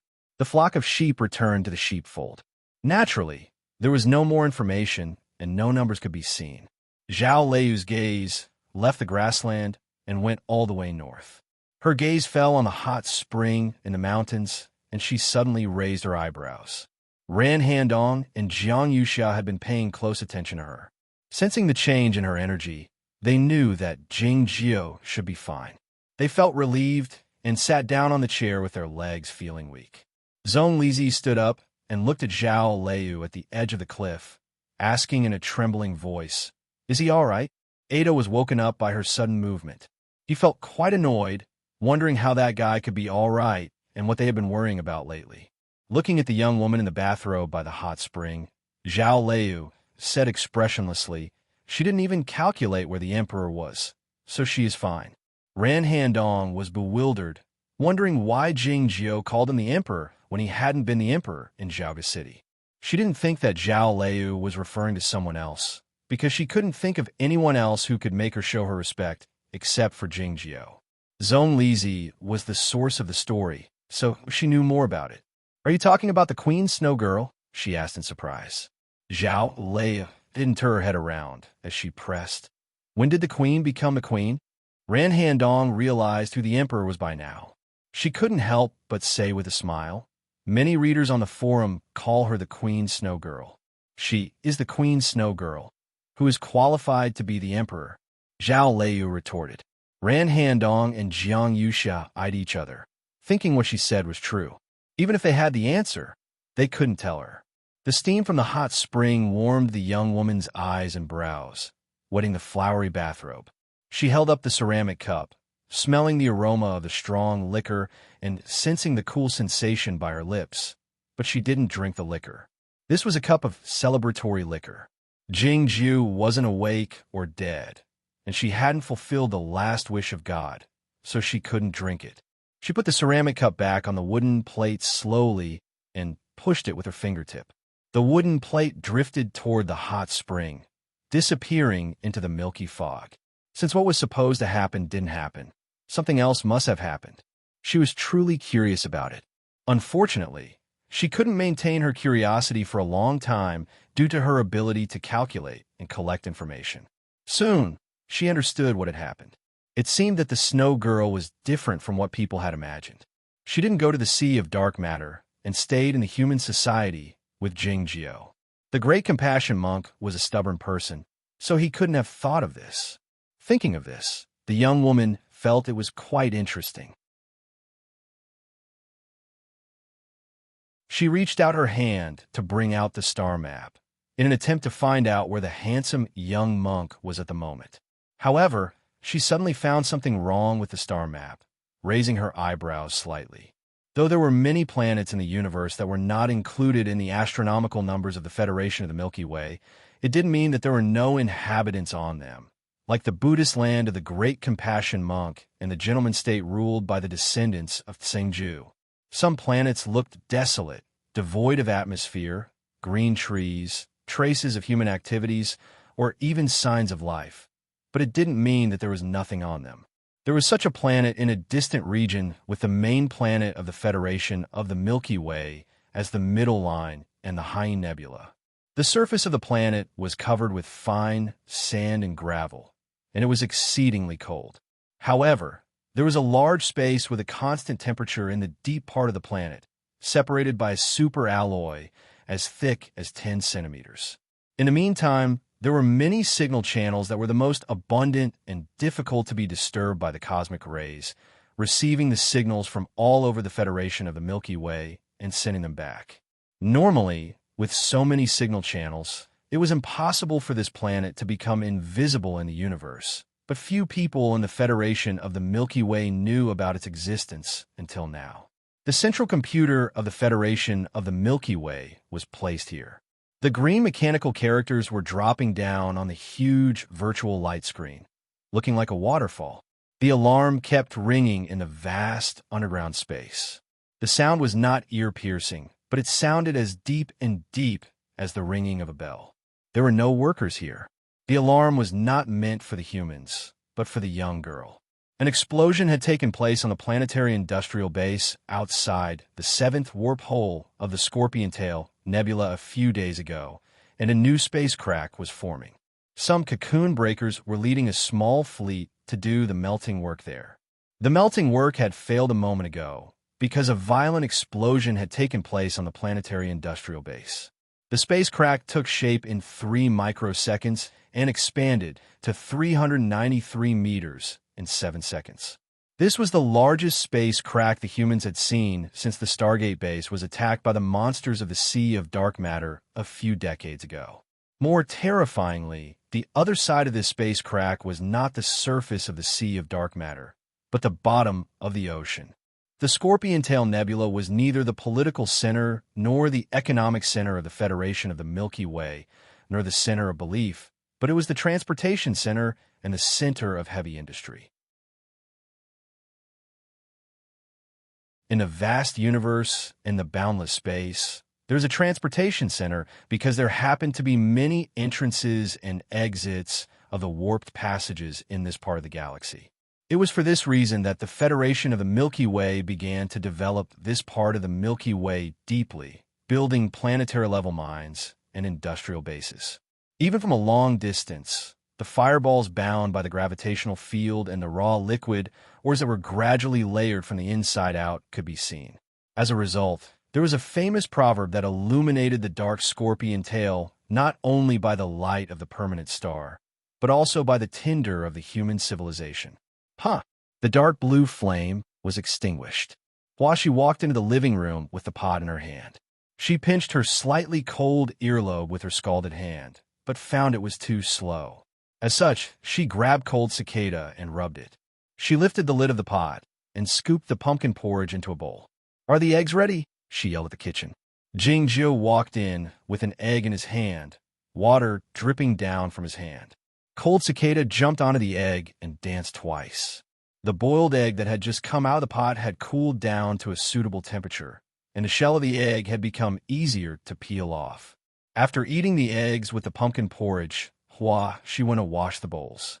Jingjiu sat by the window and resumed playing the piano. The snowflakes were drifting in the air outside the window, and the sunlight shone down. His face was not as breathtaking as before, but it was still a beautiful scene. The whole universe thought that Jingjiu would wake up and die that day, but he was unaware of it and live his life as usual. The Snow Girl was the only one who knew what the morning sunlight meant that day. She felt very proud of it. The representative of God and Aoyama were both qualified to be her opponents, but she had won this round at least for the time being. Her life had changed a bit after all. For some reason, the interest classes in the Administrative Service Center had all been suspended. It seemed that the Mistress Eve was quite busy as well. She hung up the phone in a hurry after telling them to wait for the notification from the government. The problem was that the TV screen that Cold Cicada had picked up from the garbage heap had never been turned on in this house. Jingjiu and she didn't see the information being broadcasted on the TV screen, so they had no idea that the government had issued a level 4 warning asking all the residents to stay at home and not to go out without permission, and to get ready to evacuate in an orderly manner. Jingjiu stayed at home, playing the zither, playing chess, and drawing. The Snow Girl didn't read a book, looking at the outside of the window. It was unclear what she was thinking. Standing by the window in the next room, she said softly while biting a flower in her mouth, "I have a feeling that something will happen today, but I don't know what it is." It seemed that she had forgotten that she had told Cold Cicada the other day that she was a little girl abducted by Jingjiu. She continued looking at the outside of the window in a daze while supporting her small face with her hands. Cold Cicada crouched on the windowsill, thinking that there was nothing to see outside the window, because the scenery here was far inferior to that in Aoyama. The scenery outside the window was indeed ordinary. There were courtyard walls, birch trees, and a few other residential buildings not far away. There were also sunlight and light snow. But if one looked far enough, they would see the old walls full of scratches and the basketball court that had suddenly become deserted. A bit further away, they would see an old-fashioned cold pagoda. A bit further away, they would see the white clouds that were much cleaner than before. Behind the clouds was the space. It was the universe. On the same night, an explosion took place in the universe. For the universe, this explosion was not worth mentioning, but it was very important for the human society. The central computer sent out an alarm of the highest level, making the young woman in the bathrobe by the hot spring furrow her eyebrows. When the explosion took place, 720 had already finished its dinner. The Snow Girl snapped her fingers, and the lights in the various buildings illuminated the birch trees and the neighboring residential buildings. Jingjiu was playing the piano by the window.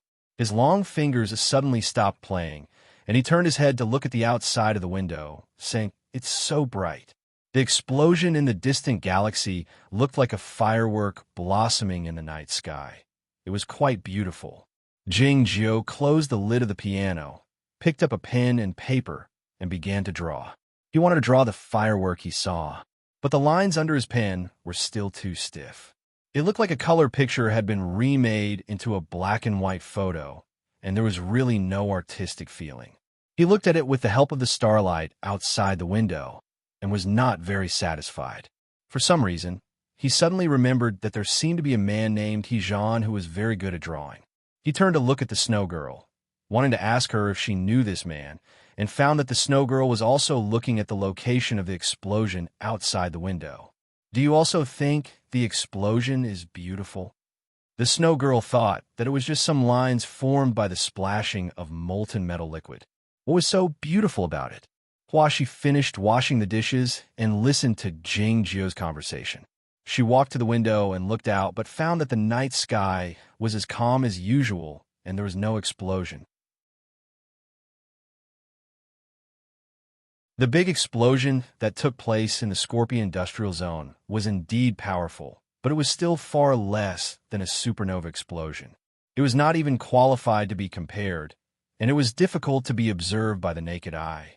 More importantly, the industrial zone was at least a few dozen light years away from this planet. It would take at least a few decades for the people on this planet to see the fireball formed by the explosion. However, Jing Jiao and the Snow Girl did not know why they were able to see it after the explosion. An alarm suddenly sounded in the neighborhood, and then the TV screen that had not been turned on for a long time automatically lit up and began to play the government's emergency notice. Jing Jiao did not care about this, and continued to look at the starry sky outside the window with the Snow Girl, the pencil in his hand continuing to slowly scribble on the paper. While she turned to look at the TV screen and saw the announcer reading the notice, she also saw the scene of the emergency meeting on the small screen, and with some surprise, saw Miss Eve in the corner of the meeting room. You're tuning in to the Warrior Lore YouTube channel. Don't forget to subscribe and join us on this journey to catch the most captivating stories.